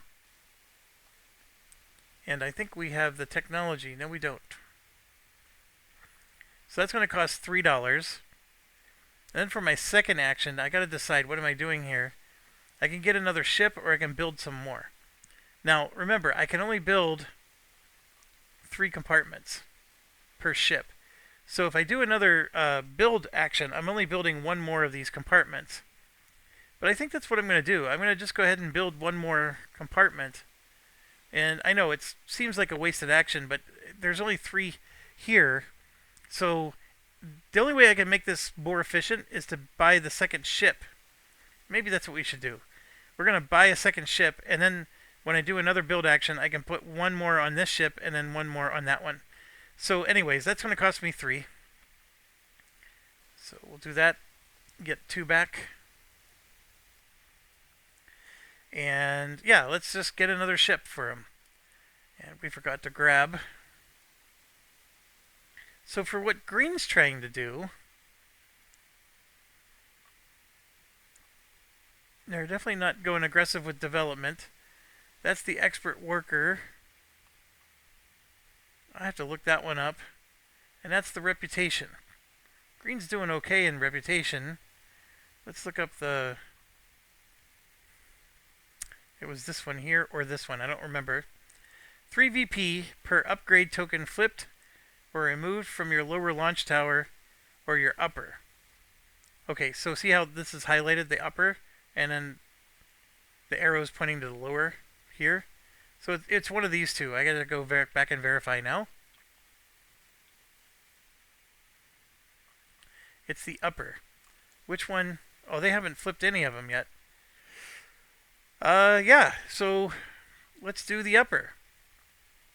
I like that one. We could do this one, but I like this one. So we're going to go ahead and grab that. Replace, replace.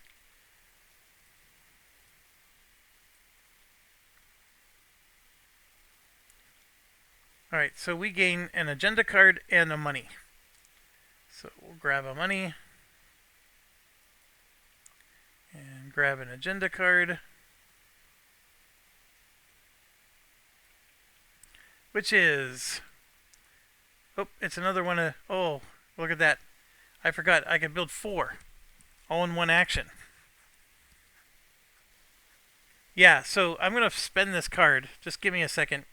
You may exceed your maximum shuttle segment capacity by 1 segment on one of your shuttles. Oh my gosh. So let's just pretend I did this action first. And then I did this action second. Right? So I got this one first, which means I have both these cards, which I'm going to play both of these because of this. And then I have to choose the order I'm putting them in the discard pile, because somebody could lose a reputation to take the top one. So I'm going to put them in that order. And now I get to build 4 of them. And I actually get to exceed the capacity, so I got to build all 4 in here if I wanted. I don't think I do, though. I'm going to go ahead and do that one for 3. And then I'm just going to put one here for $4. It still puts me in an odd man out because I only have one left.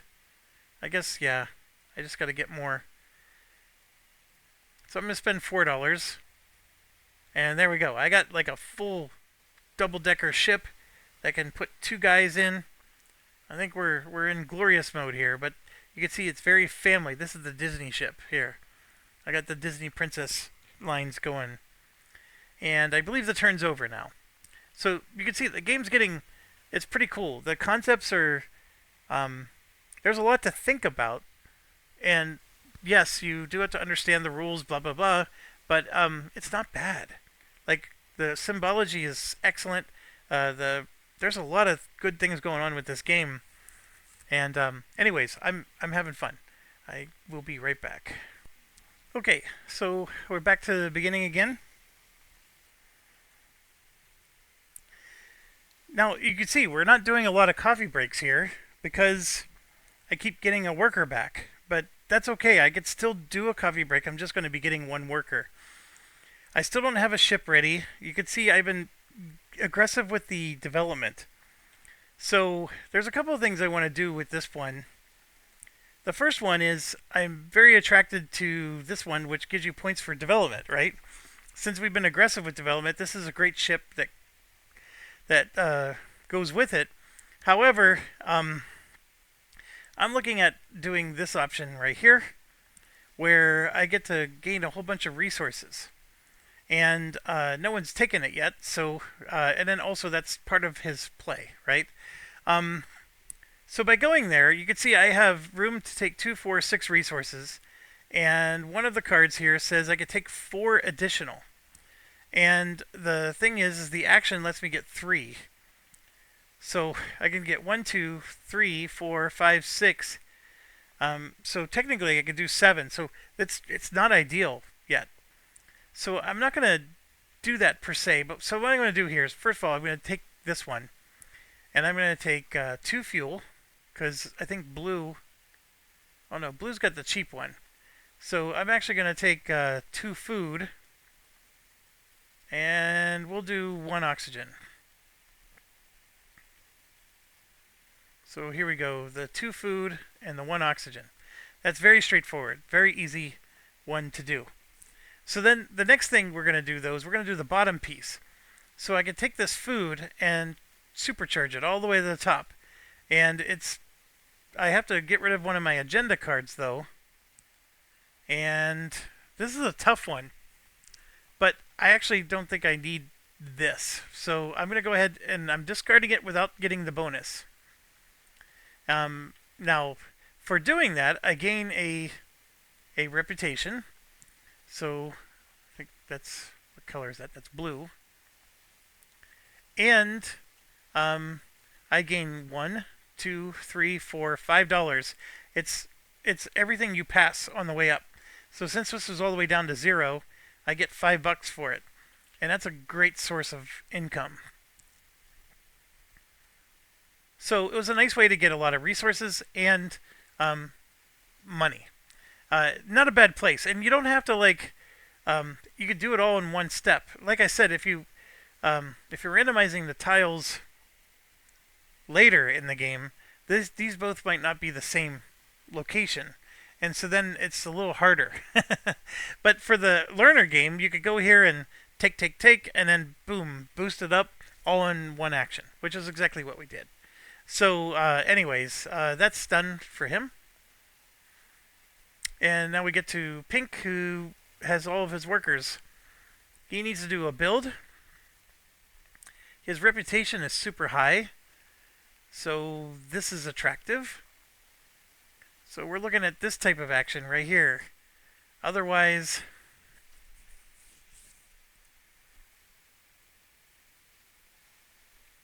yeah, I think that's what we want to do. So we're going to take one of our workers. We're going to kick green out. So green gains an income. And green's going to do... It really doesn't matter, but we'll do an oxygen.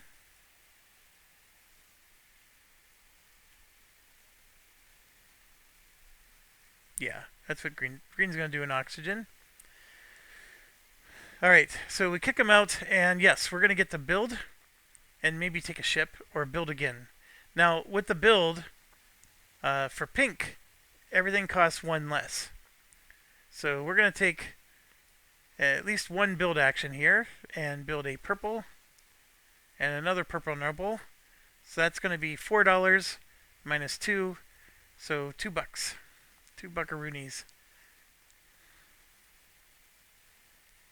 Alright, so we pay the $2. That's one action. Now, I could do another action, which, like we said before, is a little inefficient. But I think I'm going to go ahead and do what we were talking about. Let's take the this one. I mean, since I'm at the location, right? And I have to pay money to go either direction. So I'm going to put this one here and gain the 2 comms.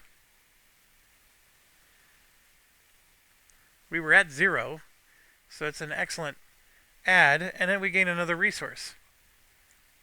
Ooh, we're maxed out there.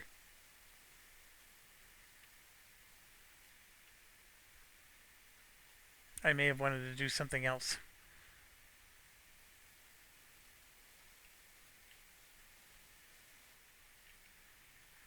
Yeah, I wanted to do something else. My apologies. We're going to retcon. It's easy enough to do.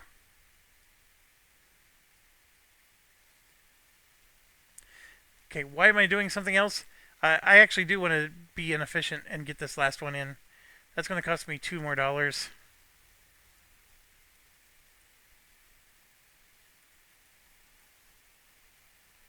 Alright, so we got room for 2 travelers because there's 2 people that'll go on the trip.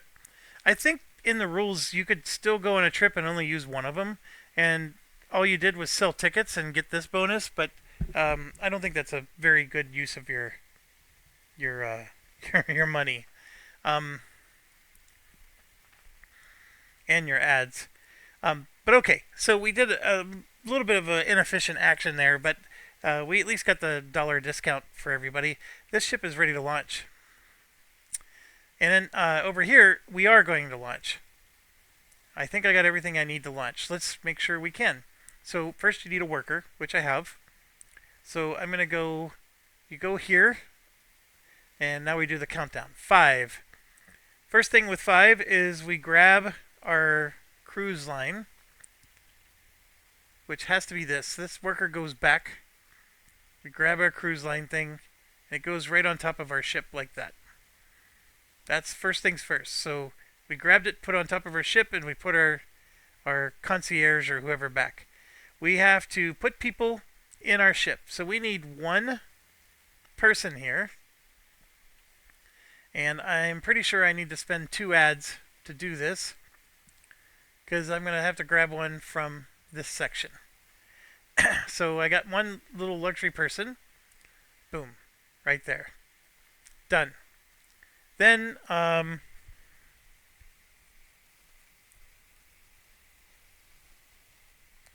actually don't know what... So this is saying I would lose 2 reputation. Yeah, I don't even know what that is. Let's look.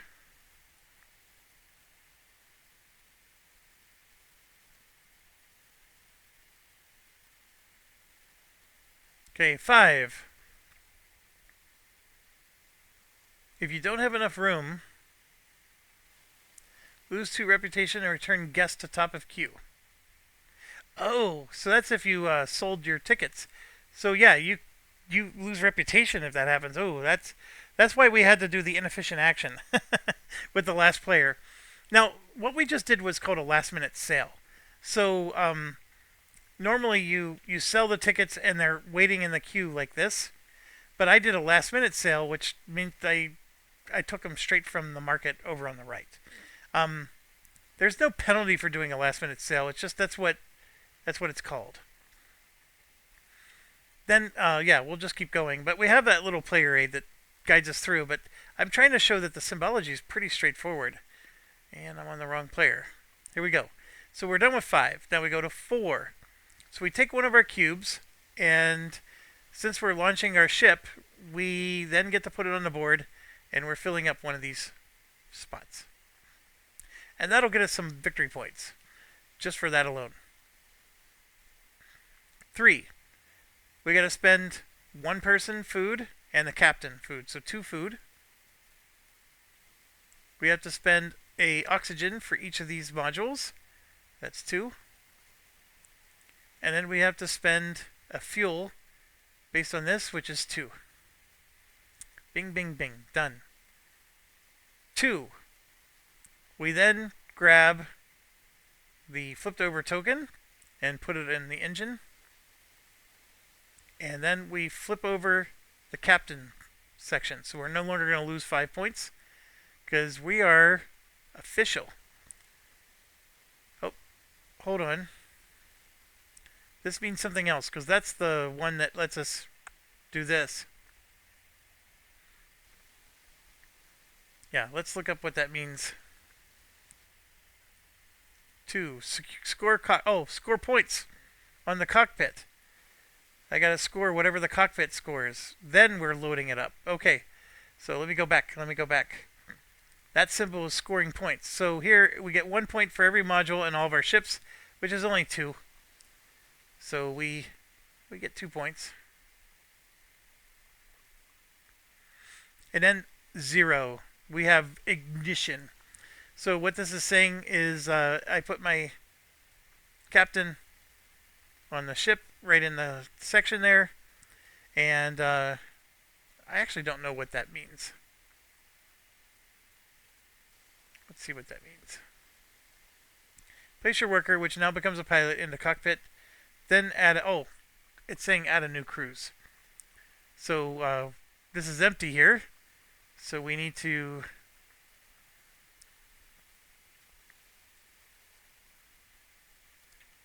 grab one of these, and boom. There you have it. What is that symbology?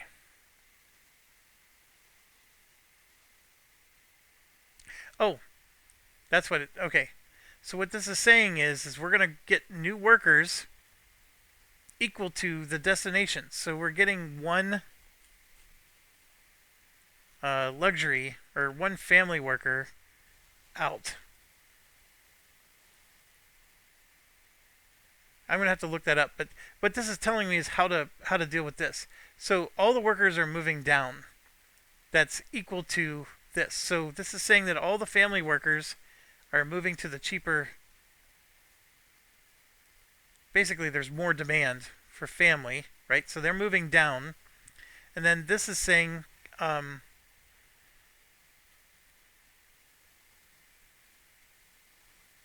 that's for destinations, which is this. On the cruise thing, that's that. And then this is saying we're going to get new new people equal to the number of destinations. So we get one new one that's going to go there. And now let's go see how good my symbology was. And let's check it out here.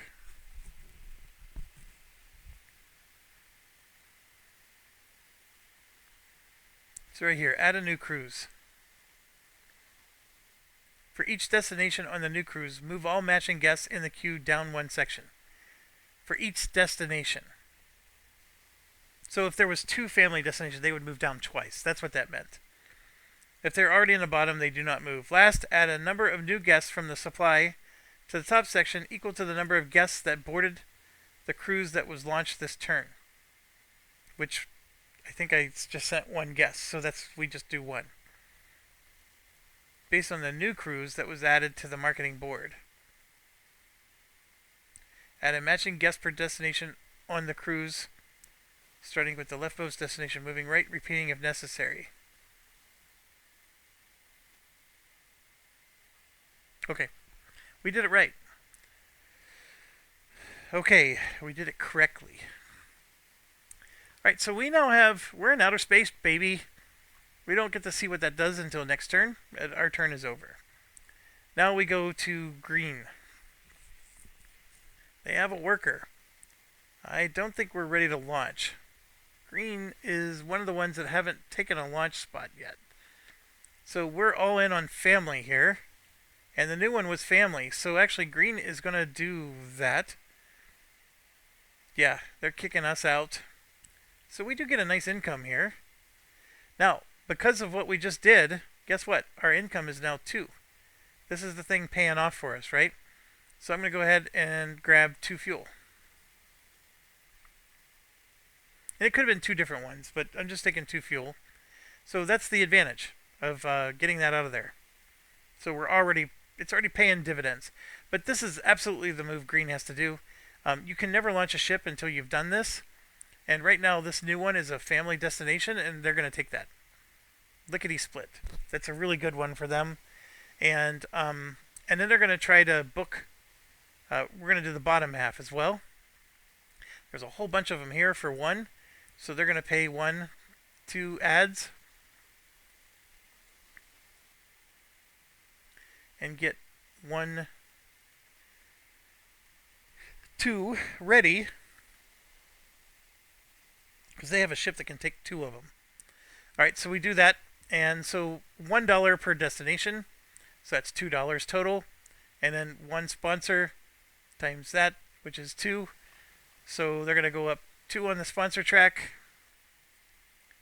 And get 2 buckaroonies. Done. They're getting close to being ready to launch. They need 2 food. They need 3 food.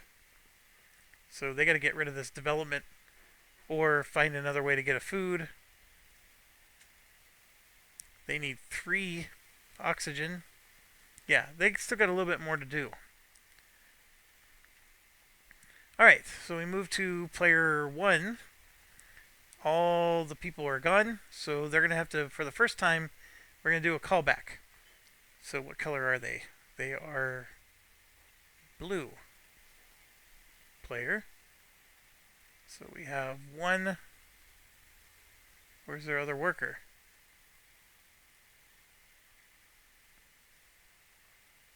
Oh my gosh. What did we do? Was this supposed to come back? Or was it supposed to be out here somewhere? What did they do last turn? Yeah, they did this last turn. I think this was supposed to come back, so that means they would have gained some income. What would they have taken? They got decent money.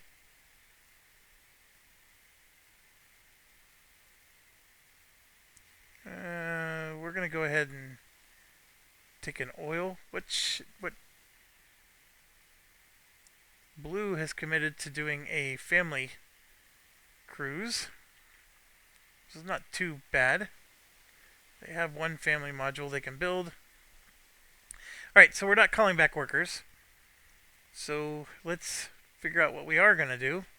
And oh, by the way, the expert workers have an expert bonus, and this is also random. But when you're playing the discovery game or whatever, this is hard printed on this side of the board. But there's a whole bunch of different tiles you can draw. All this is saying is that when you knock somebody off, you also gain an income. So you get income as well for knocking someone else off. But it has to be with your expert, which none of us have yet. Okay, so blue, we want to do this because we got to get our ship ready to go. We just grabbed a bunch of resources.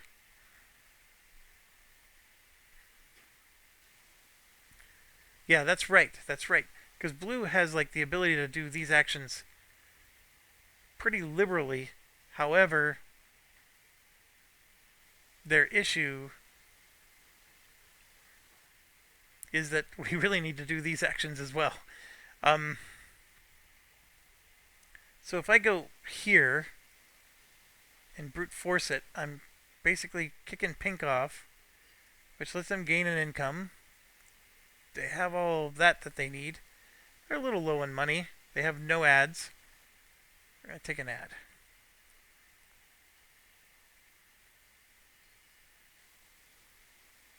Okay. So we did that. Now, we definitely want to build some modules. So this one costs 5. But we have this one that makes it $2 less. So we'll go ahead and use that card. So now that's 3. So here's 1, 2, 3. And we need one more module. So let's just grab one from the kitty here. That is going to cause him to lose a reputation, whichever one he chooses. And we want a family one. And I think we're going to go for the cheapo. That does cost extra money, but we'll go ahead and take this one. We get a $2 discount anyway, so this is just going to cost us $1 to do. And so one more dollar. I'm just going to leave a bank up here. Okay, so we got our ship actually very ready to go. It's going to cost 2. Yeah, he's actually ready to launch. Pretty cool. But that was just one action. We got to do a second one. So let's get another ship.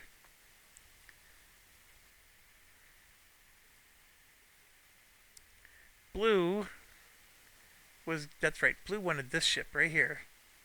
Because Blue was going gung-ho on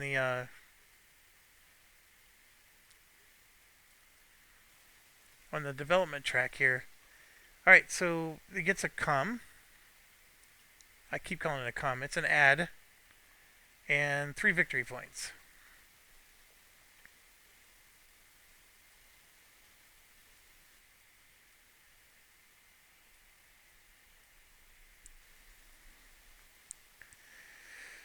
Alright, simple enough.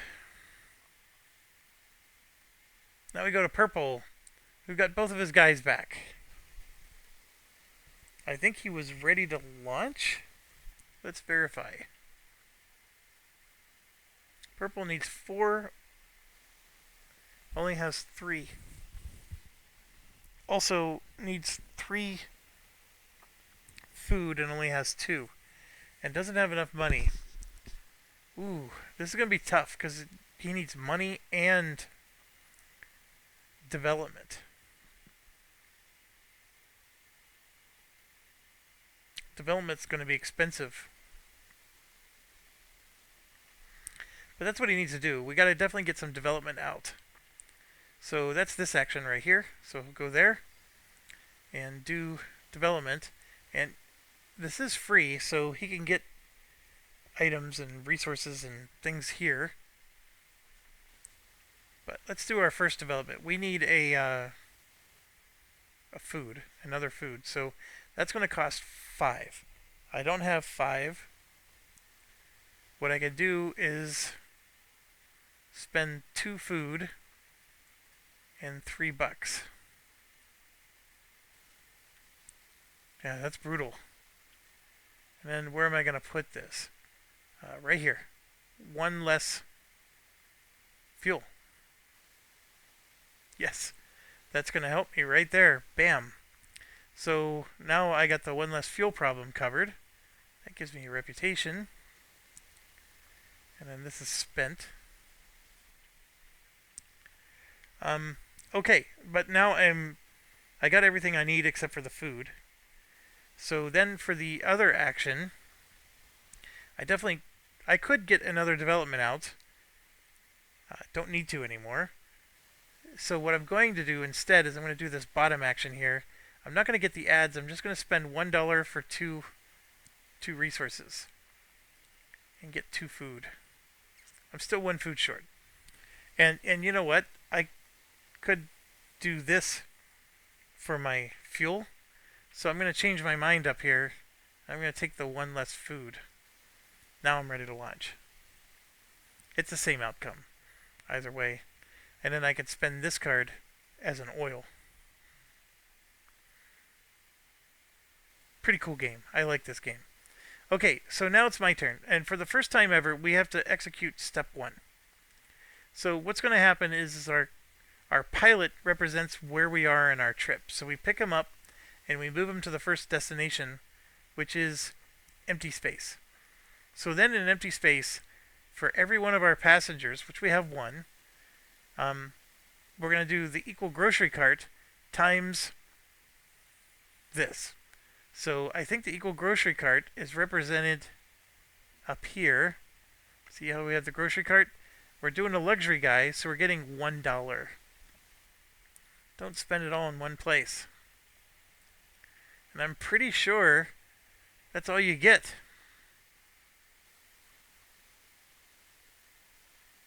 So we get whatever's in the grocery cart times the number of people who equal that. So, like if I had like an orange one and a purple one, an empty space, the orange one would give me this, the purple one would give me that. That's what it's trying to say. If I have 3 purple ones, I get $3. So that's what happens in empty space.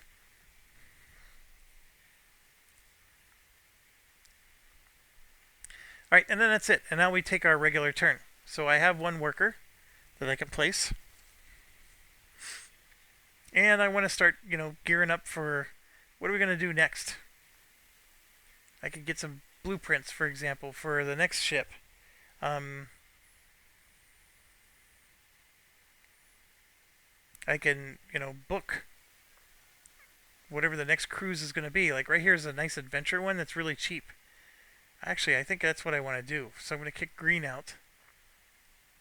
And they get an income. Can't remember what they need, but we're going to give them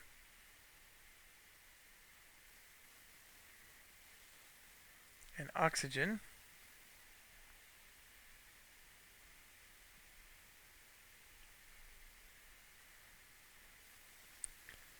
Hold on a second. When I did the green thing, I forgot to flip something. I don't have anything flipped. So, sorry about that.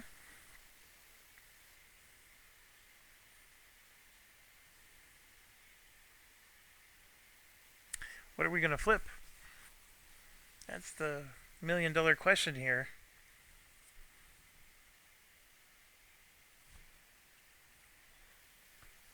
I can do the 4 resources. This is 1, 2. Yeah, I don't need to do 4 resources. I'm just going to do this one. I'll take one of the resources. Like that. I have a plan. So, sorry about that. So, whose turn was it? It was my turn.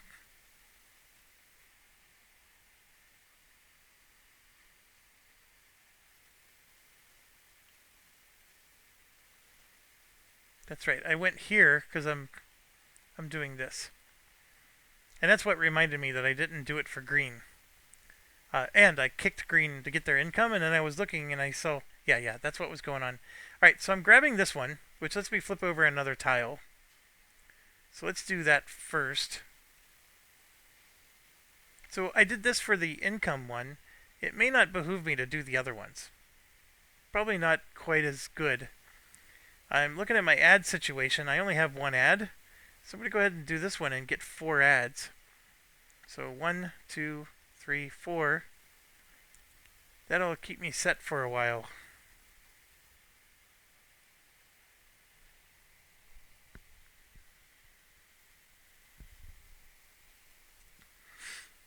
And then I think I'm going to... This one here, I could spend a reputation to gain 3 money, and I can do it 3 times. So I can get $9. I don't need it, but I sort of like the idea. I mean, I'm only at 2 reputations, so I need to get at least 1 more before I do those kind of shenanigans. But okay, yeah, so I flipped this, and actually the development one might have been nice to do as well, but getting the ads is good, because what that does is that feeds into my next action, which is I'm going to book my people ahead of time, because as you can see, they're getting expensive. So I need some adventurers on my ship. I only have room for 1. So I only have to book 1. I don't have to book 2. What I could do is I could get some more modules, of course. So what I am going to do is I'm just going to, I mean, it seems like a waste because I could do this over here. I don't have to book them ahead of time. I can do this over here and, for example, put another, well, I can't upgrade this ship until it returns back to Earth, but I could start building this one up and make it, like an adventure plaza, right? The problem is I got to pay these penalties that are up here to build directly from this, and yeah, I don't want to do that. So let's just do, we're going to book one guest, then I got to decide, am I going to actually do two?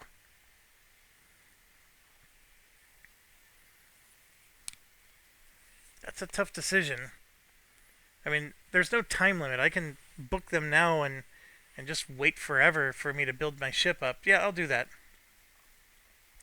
So that is going to cost me two of these. And then, yes, I get $2 and 2 reputation. Because there's only one destination for it. So 2 reputation and $2.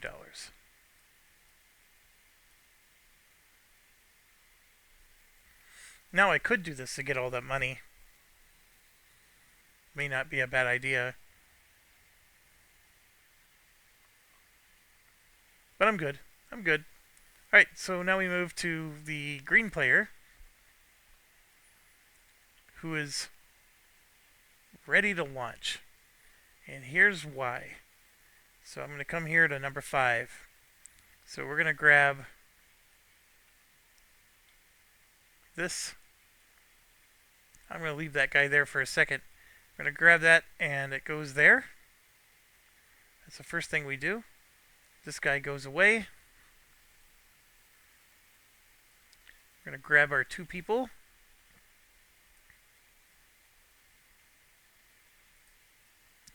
And load them on the ship. Right here. We take one of our cubes.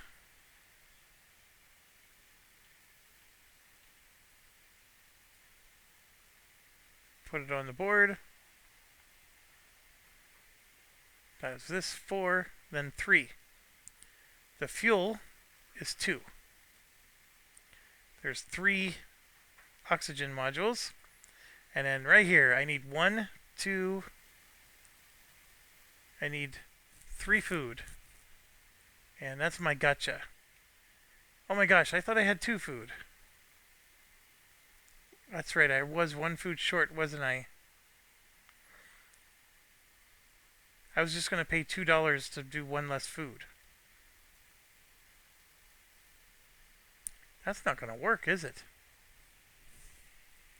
I need 3 food. And there's no way I can brute force a food. Yeah, I can't do this. So I gotta figure out another action. Ooh, I thought I had it. I really did. Gotta wait another round.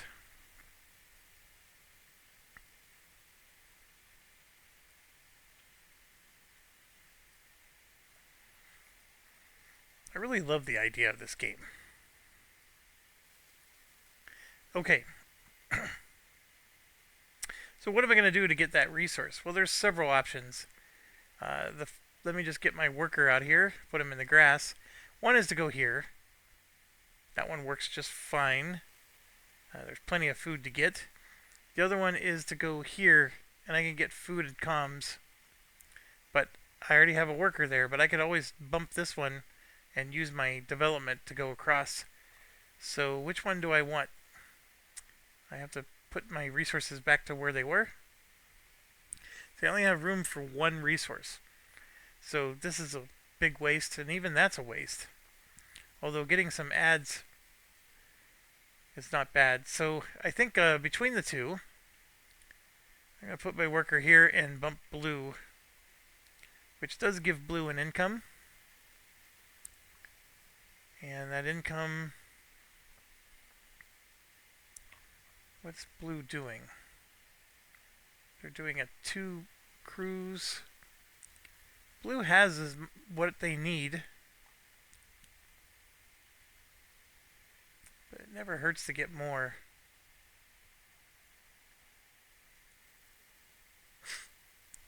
I guess blue's gonna do fuel. We could do money. You could even do victory points. I just, at this point, I'm not thinking about victory points. That's more end game. Alright. Alright, all that was from bumping them. So now I get to do this bottom action here. So we will spend $1 to gain 2 resources, which I only have 1. And then I'll also spend $1 to get 2 comms.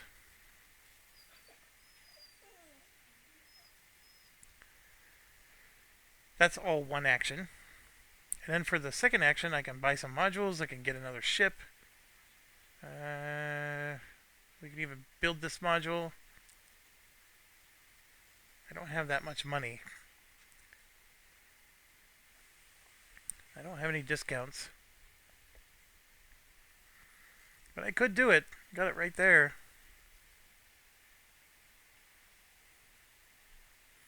Or I could just get 2 blueprints. Yeah, maybe that's the better move here. I mean, these are pricey. We've got adventure we're doing here.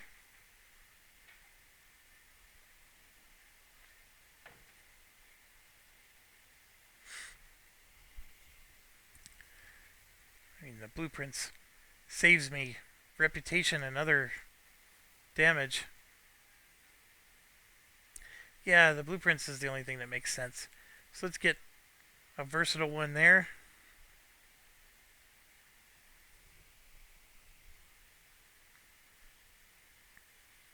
I mean, this is a super cheap one. If I want to get another family one, that's expensive. That's expensive. They give you more victory points, though, if you can afford to build them, right?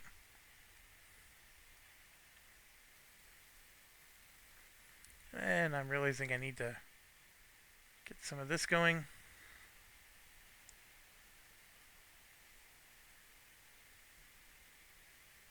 Also, stuff like this, flip it over to indicate that you've collected your bonus.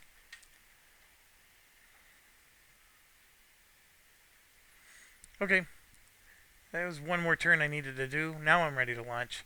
And yes, I have $2 I can pay to Pink to launch with 1 less food than, we have. So that was the plan.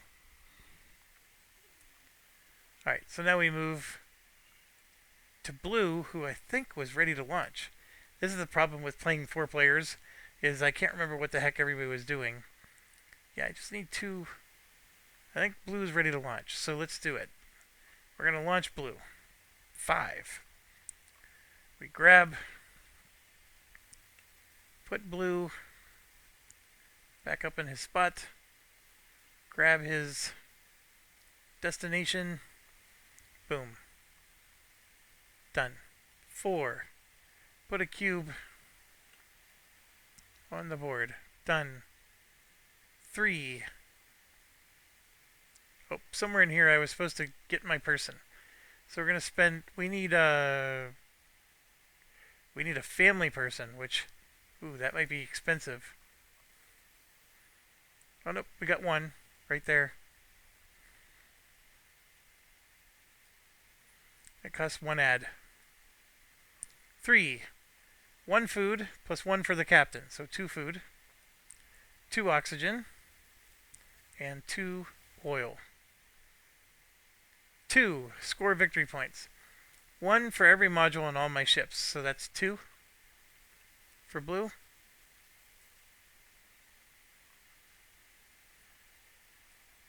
Take this, pop her in, and then we have liftoff. Oops. Flip that over. Now we have liftoff. Perfecto. Okay, Blue's turn is done. Now we go to Pink, who's got to be close to being able to launch as well. Yes, because he's got the food discount. I think he's ready to launch also. He got a worker back, which he didn't have initially. So 5. Gonna do this one. And this guy goes back.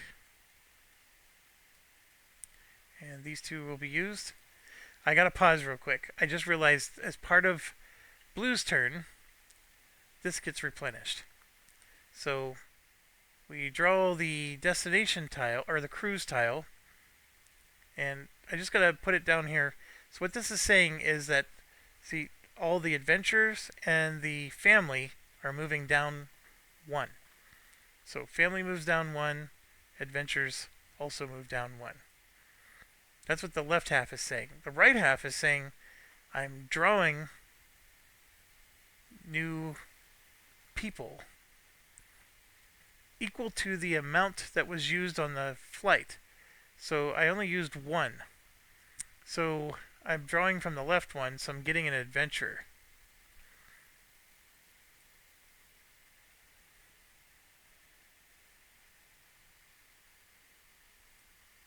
And that's it. And I know it doesn't seem right, but it's equal to who launched. So we only spent 1 passenger, so only 1 passenger gets replenished. Now I'm spending 2 passengers, so this next one's going to replenish 2 of them. Okay, getting back to regularly scheduled programming. Put this on, put that on. 4.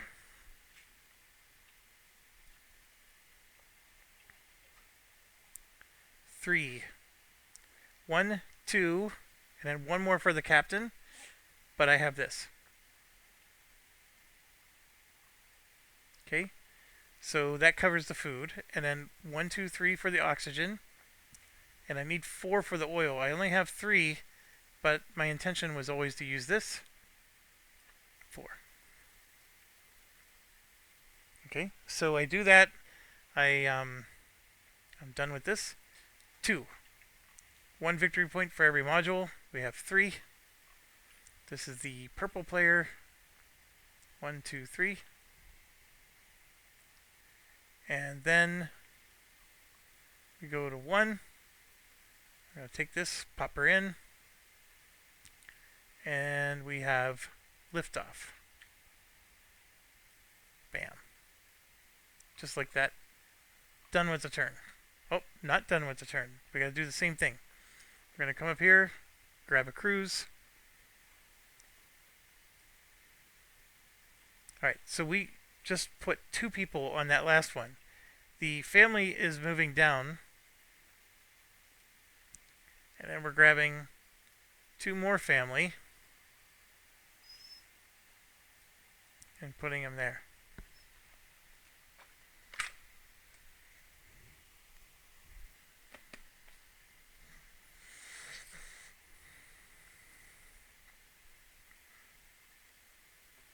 And then this goes here. Okay, next up is our turn.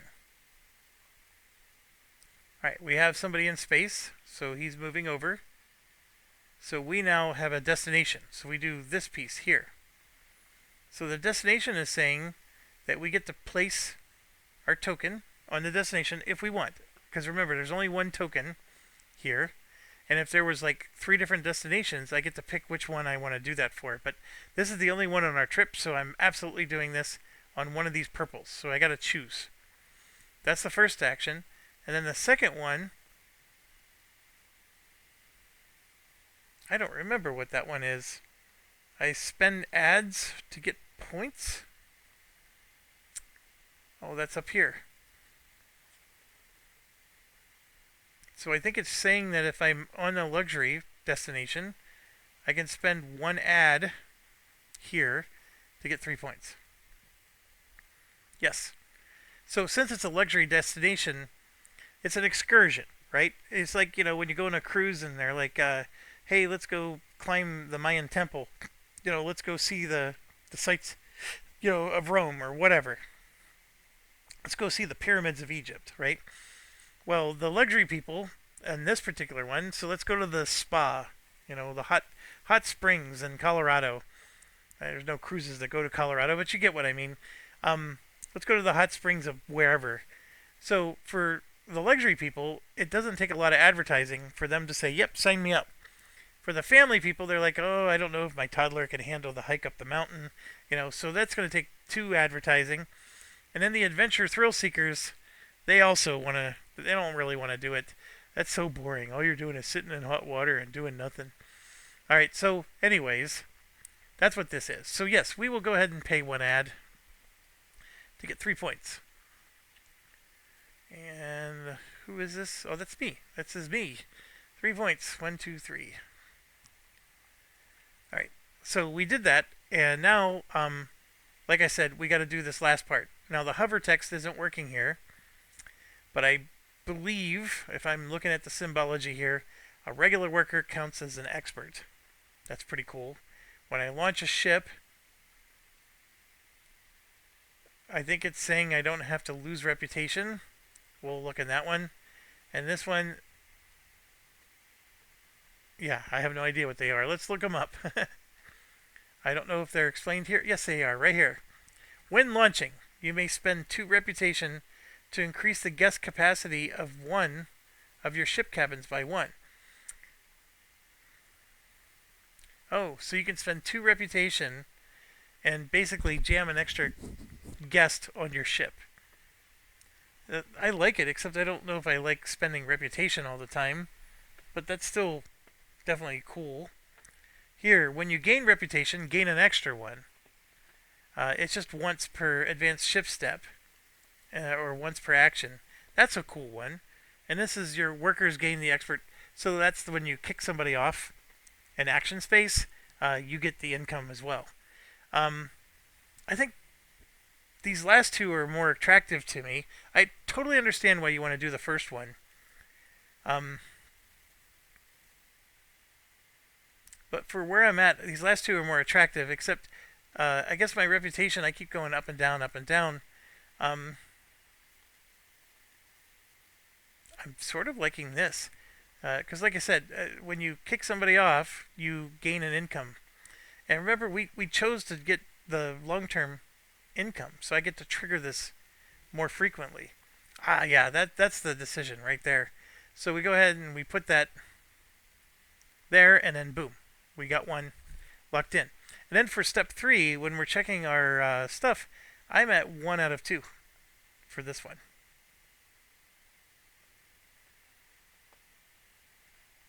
And then this one here, I need to have a set. So I don't even have a set yet. One of these do. Right here, I have at least one set. One. So that one's close. So yeah, specializing your ship is probably not the best when it comes to some of these things. But yeah, for corporate goals, it's not the best. Here, you need to have 5 development. I need to pay attention. I've spent 3 with this one. Yeah, I got 2 more to go. And over here, yeah, I just spent 1. I spent 3 with him as well. Yeah, we're getting close, but not quite. All right, so all of that was just moving our ship. Now we got to do our regular action. And here you can see I got to do a recall. I only have actually 1 worker out there. So I got to recall this guy, and that is my whole action, unfortunately.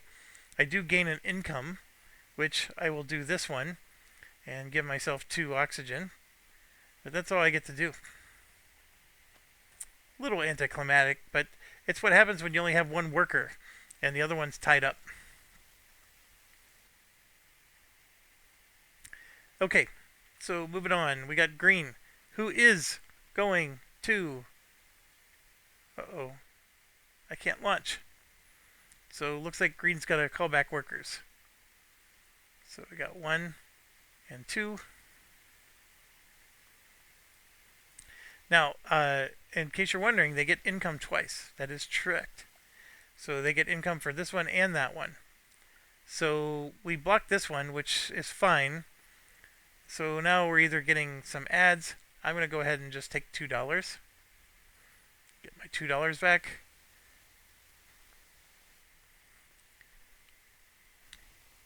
What's the name of that newspaper kid in Better Off Dead? He wants his $2. So we got our $2. $2 cash. Okay,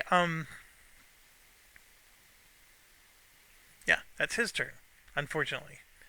So he's ready to launch. He just needed a his pilot was incognito. All right, in rehab. So now we go to blue. All right, blue is same deal. They're traveling, and they're out in distant space. They have a family guest with them, and if you look at the distant space, they're doing the grocery cart thing. And for the family guests, they gain a victory point. So blue gains a victory point for empty space. And that's it for the empty space thing. Those are pretty easy to resolve. Then you can see they have no people here. So they got to pull back a worker. This whole board's going to be empty pretty soon. Where is... Oh, there he is. They pull him back, but they do get income. And... I'm just looking at what do they need.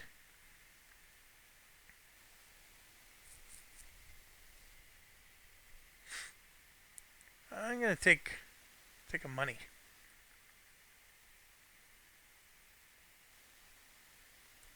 And also, we're going to spend this card. Pay 4 fewer for hiring an expert. So here you can see expert only costs 9 now. 369. This is empty. And then that's 4 fewer, which makes it 5. So we're going to spend 5 buckaroonies. And now this expert's available. And yes, you get the income when you select him. So I get another income. And since I'm low on money, I'm going to go ahead and grab another buck. And there you have it. Expert engaged. Now we move to purple. Same deal. Go into distant space. Has 2 relaxed travelers. So we're going to get $2.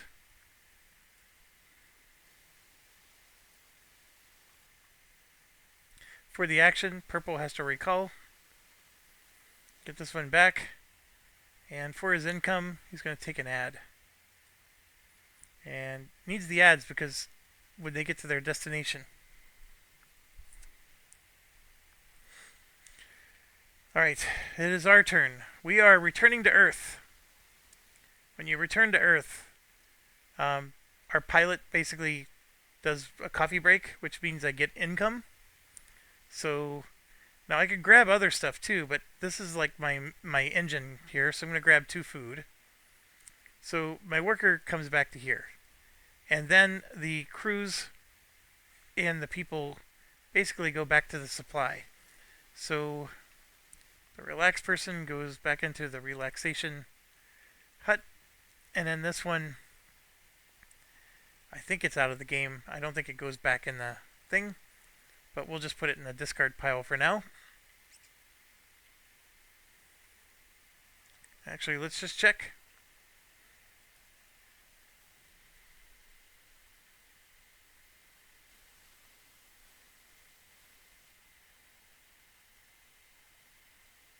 Oh, right here. This is what, when you're adding a new cruise, there's the explanation right there. I didn't have to look in the...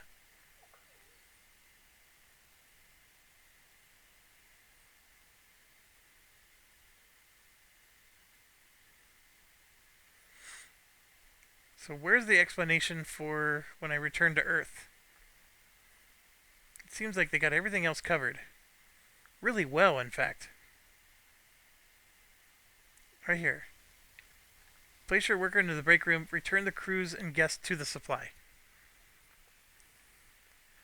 Alright, so to the supply means... Put it in there and then I'm shuffling. Okay.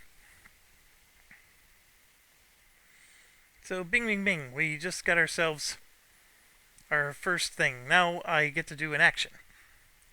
I have both of my workers available, and they both count as expert workers now. And there's not a dang worker on the board because everybody pulled back. Look at this. Uh, I'm like, I'm gonna get some income. Okay, so what is it that I want to do next? I can get another ship launched, but I do need to get these launched as well because I committed to launching multiple ships, which is a little problematic, but I think we can pull it off. I already said I want to send adventurers on my next one, so I think what I want to do then is let's get some blueprints. Let's just lock that up while it's available. And here's an adventurer one right here that we can grab.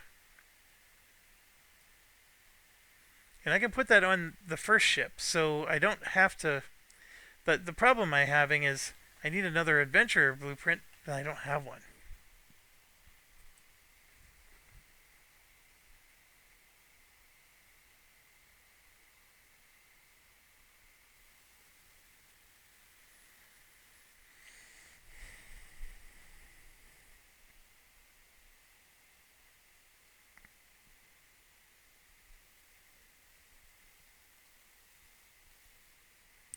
So some of the because it's like, okay, why do we have these symbols here, right? Um, so if I have one adventure here and this one's not an adventure, and I put the person in between, what does that mean? And I had it understood, and now I'm brain farting on it. Um, Give me a second.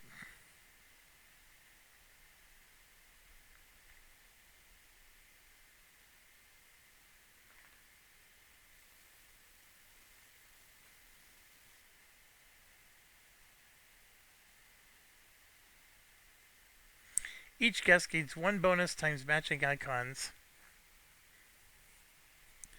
I may want to look up what that is, because what that might have meant is when I gain my bonus for having my one guest, does that mean since I have two icons that match? That's what I gotta. I might have done that wrong. Let me check real quick.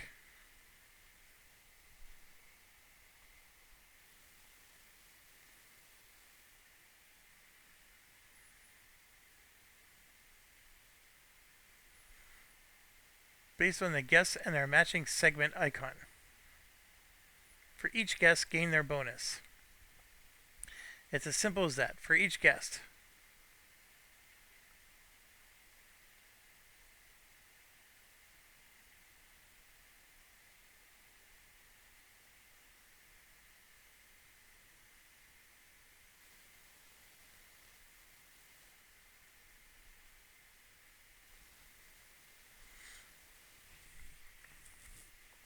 When you're launching a ship, I think that's where the module matters.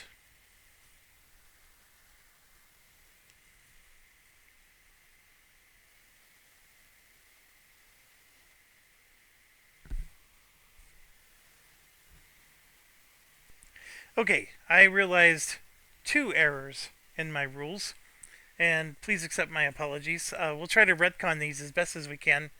The second error is going to be a tough retcon, but I think we can do it. Um, so basically, when you spend a day in space, you get this bonus per guest for each matching icon on the ship. So that's pretty easy to fix. So in our case, we had one guest, but there was two matching icons. So for the relax, I would just get one more money. Pretty simple, right?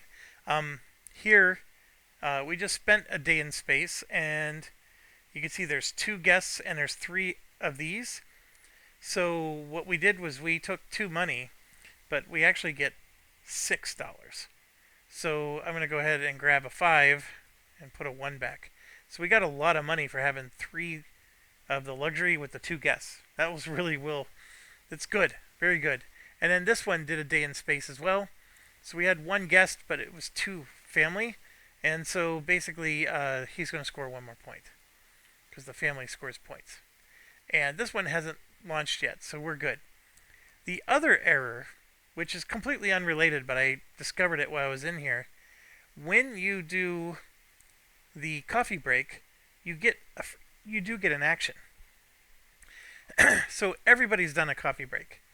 So we gotta retcon that a little bit. I just did. I'm getting ready to do this action here, where I took one, and that's why I started to get confused. It's like, okay, why do I need these icons to match? So what I can do is I can just grab another like family icon, right? So now I can have two family on that particular ship or whatever I decide to do, right? So, that's me finishing one of my two actions here. Now, all four players called back workers one time. I'm pretty sure of that. And it was all just recently, because remember, we were like, oh my gosh, everybody's gone. We've all had a coffee break just one time. And so it was actually just the last round. So it's not even like it's hurting anything. But what you do is you get to take one action that's next to your development token. So I'm going to start with myself, and then we'll just go in turn order around. So my token is here. So I get to take one of these actions or one of those actions. And I'm not going to cheat and build these per this, because that's out of order. This was supposed to be last round. I don't want to grab another ship because I can only grab 3. But what I can do... Oh gosh, I can't do any of these actions.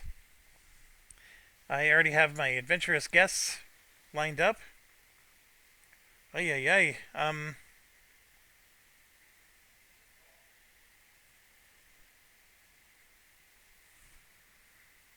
Yeah, I guess I'm passing. I can't do any of these things. So I'm passing.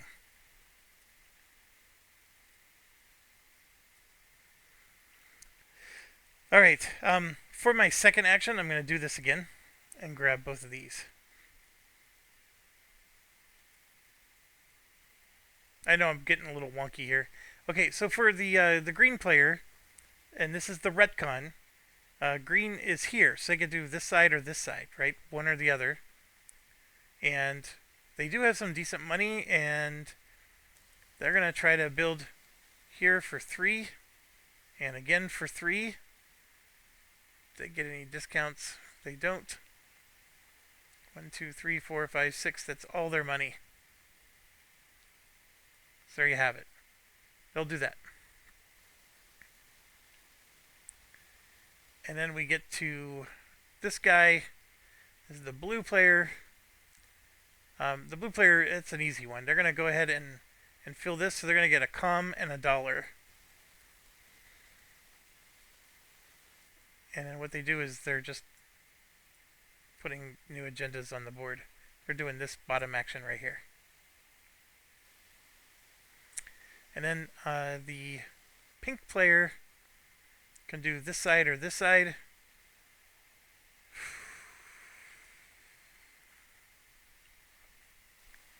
That's a tough decision.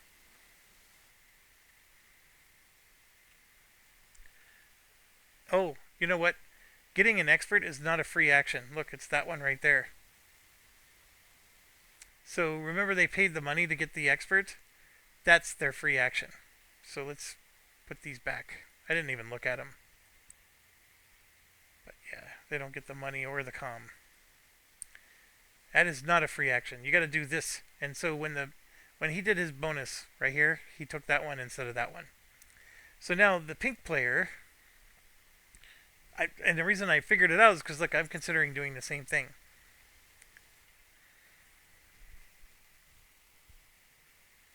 I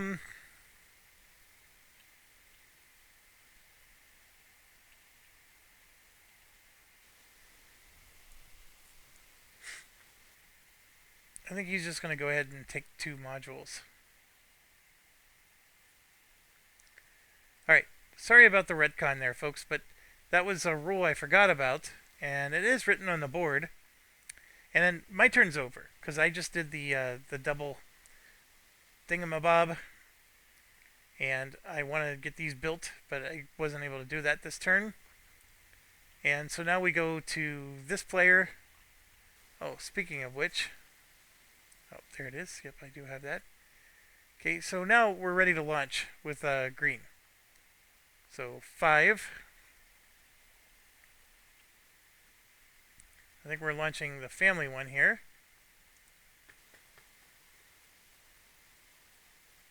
And yes, we're going to put 2 guests on. Ay, ay, ay. So yes, the reason why you want the 3 greens is that helps when they're spending a day in outer space, they're using your facilities. That's what these colors mean. So they like the ice cream and the kid zone, and so basically they're spending money on your ship, is what that basically boils down to. All right, so we're gonna do that. We put our worker back. We placed our people. 4. Let's get our cube out here.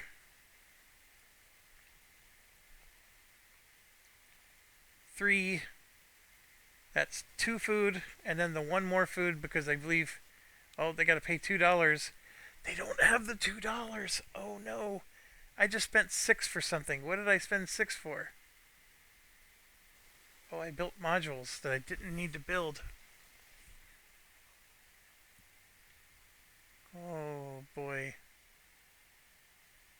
Was there something else I could have done?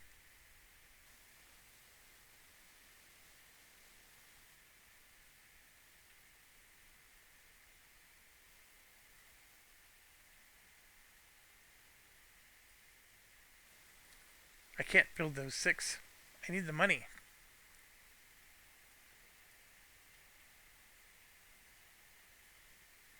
I can get 2 of these.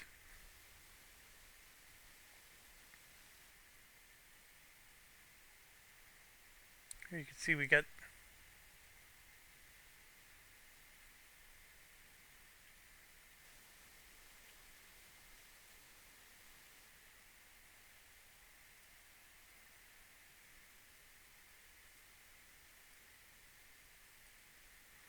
Yeah, I'm just going to do that because I'm already retconning to begin with, and the retcon spent all my money. I have to spend $2 to the pink player so I can spend 1 less food for my lunch. And then I have 3 and then 2. There we go. Alright, now we score our victory points. So this is 1 per module. This is where the building actually costs me, because I get 1, 2, 3, 4. I would have gotten 6 points, but instead I only get 4. 1, 2, 3, 4. And then we take our item, put it on, and flip this over, and off he goes. Alright, that's his turn. Next we go to player 1. Advance in space. So now we're at a destination. We have 1 person at this destination. So if you look at the destination thing, the first thing we do is we place this on a family something something. And then we can spend ads. I'll go ahead and spend 1, and that's going to get them 3 points. Alright, the family ones are really good. So this one, oh,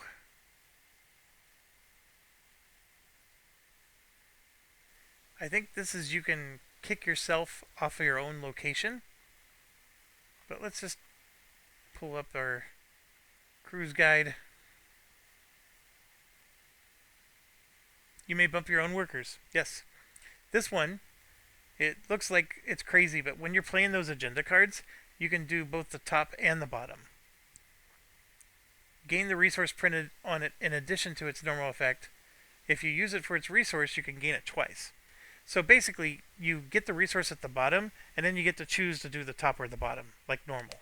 So choose the top or bottom like normal, and then you get the resource on the bottom. That's really what that's saying.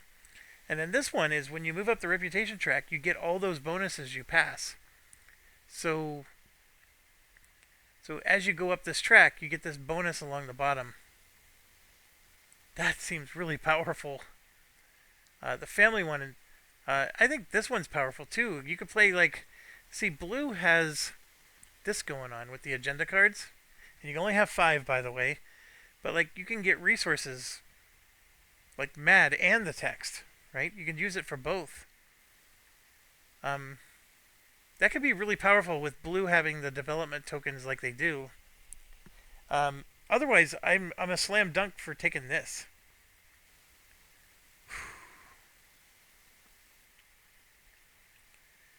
I know it's crazy, but I think I'm gonna let's try the agenda card game. I mean, the whole point of me doing this is I want to try the different strategies with the different people. Where did the token go? What did I do with it? I had it sitting right here.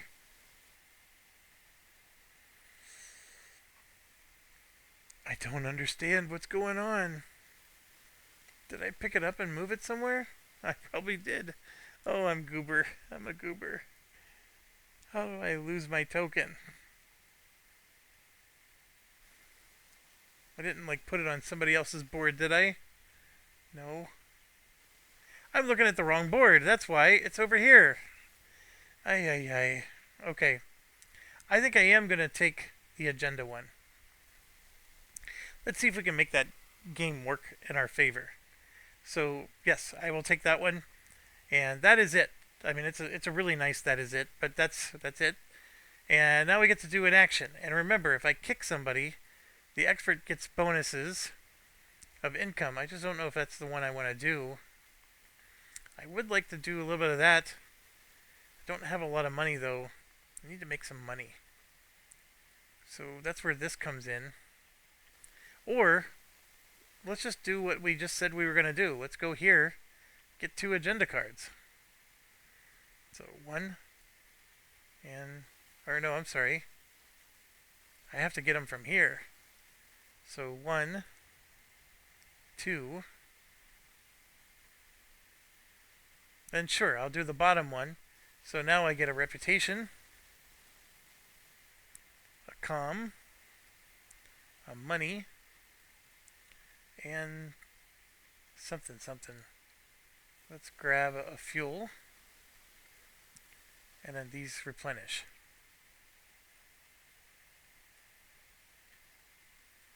That is the thing. You have to replenish these with an action.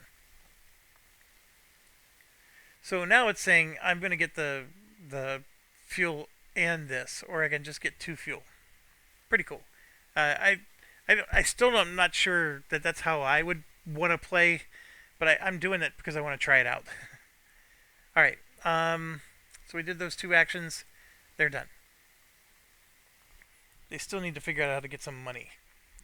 Okay, so now we're on purple here. So they're going to go another day in space. 2 times 3 is $6 more. This is fantastic. What a great run this is. 2 days in space is turning out to be really good from a money perspective. Alright, and then we have a worker. What do they want to do in the meantime?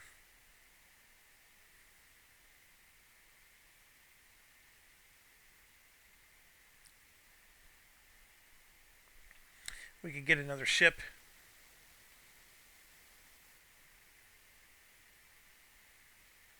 Actually, I think I know what I want to do. I want to go here.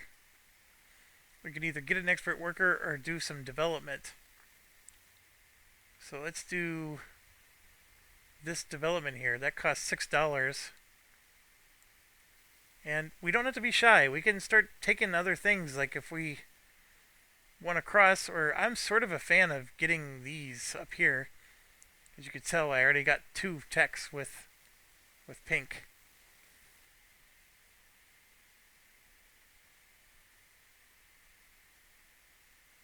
Yeah, I like it. 1 fewer of this, 1 fewer of that. So let's gain another reputation, and now we only have to pay 1. Sure. So that costs $6, which, oh, by the way, we happen to have a lot of. And then I can do the expert, which is 2 for $6. I can get an expert. Or I can just unlock another one. Alright, so I think I'm going to buy the last one, which is 6 more. And I don't have any resources, so this is just brute force. I mean, this is all the money I just earned from my last trip. But I really love the idea, and yes, I got all the technology. I could even get this one. Largely because so far I haven't needed to like jump actions. I'm going to just grab all the technology with pink. And okay, that ends my turn, and I'm almost going to get 15 points. But here's the bigger thing. I get the trigger number 3. I just did a corporate objective. So that lets me put a cube out. And then I don't remember what that is. Let me check. Move your cube from the goals columns of project. Increase the company. Oh yeah, that's what we were speculating on earlier. So I just built 5. So now the milestone moves up to 6. So that's the thing I was struggling with earlier. And then the pink player completed a company objective, this one. So that's how you represent it. You take the cube from here, and then now they have a second cube in that location. And we didn't really discuss much, but see that little symbol? No matter what, you have 1, and now the pink player has 2, so it's a multiplier. So pink's going to score a lot more points during these board sessions. End of year, board review or whatever. Okay, so both of my actions was getting those out. That was very expensive, but it actually positioned me to get more points, which, that's, again, we're trying different strategies here. So this one is trying to get cubes out there.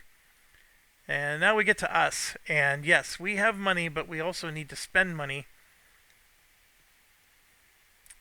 And I'm looking at... I'm going to go down 1, 2, 3 on the reputation track. Because I'm doing this to get $9.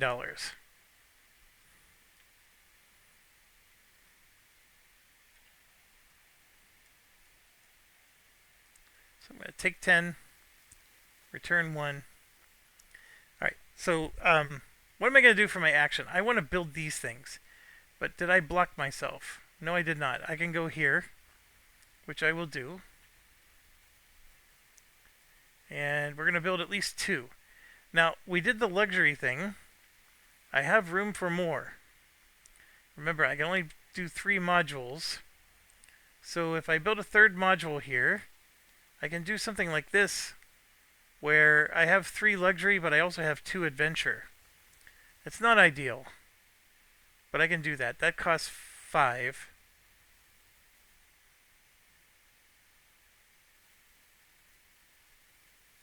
And then I'm going to raise this up, and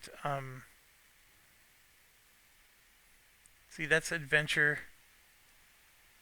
Adventure. You know what? I think I want to just do 3 adventure instead. Adventure gives you... I mean, the money is a really nice...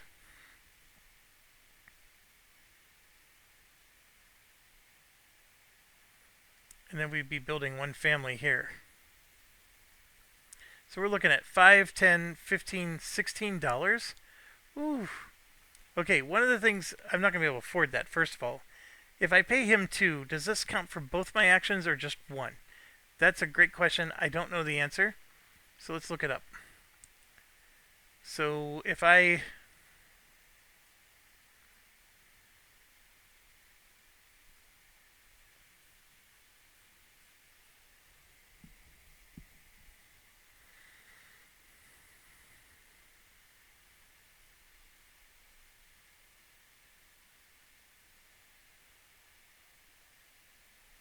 acquire blueprints.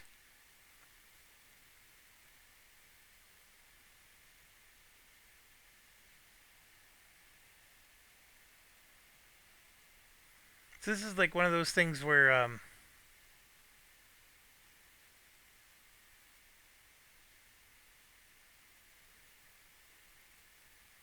Call meeting, accomplish company goal.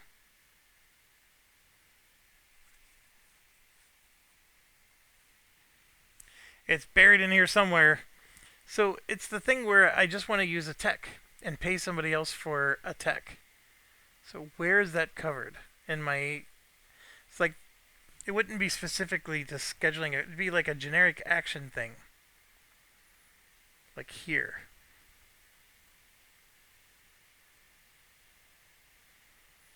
Or even back here.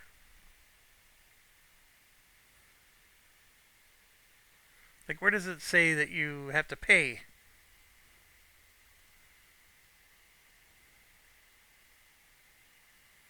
Key concept boxes to the right.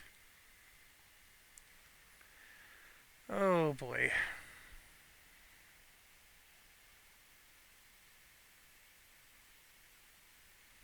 Yeah, that's setup.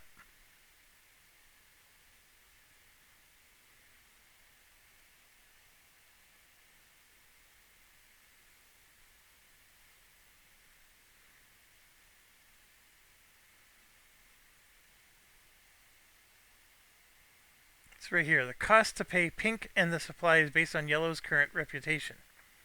I get that, but where's the rule for this?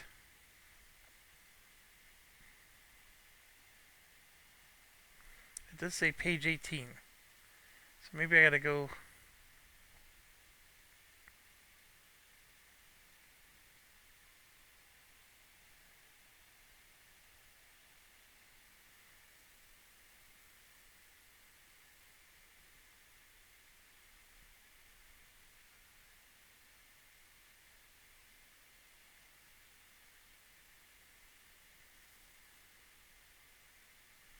First time it sounds that technologies by all players for free by players who have a development below it or by paying the players who do.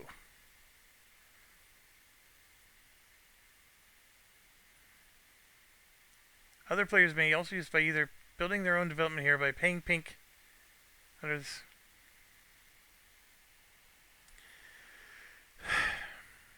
So where does it cover the purchasing? I'm really getting annoyed because I need to know if I purchase, does it cover both of my actions or just one action?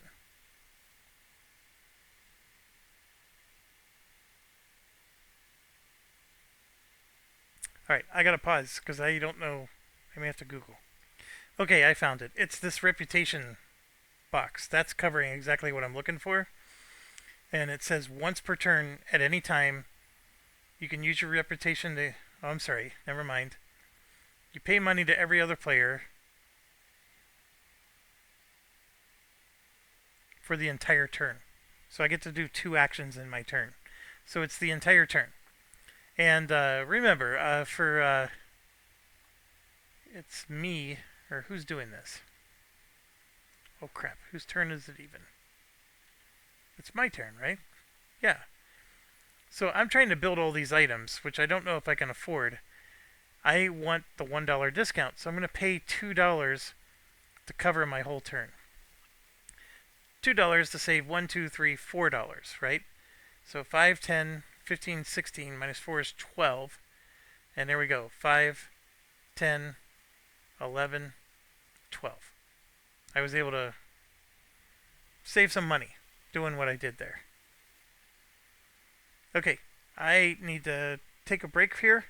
So I'm going to end the video here. We're at 3 hours. And we will continue on this player's turn. Thanks for watching. As always, stay awesome.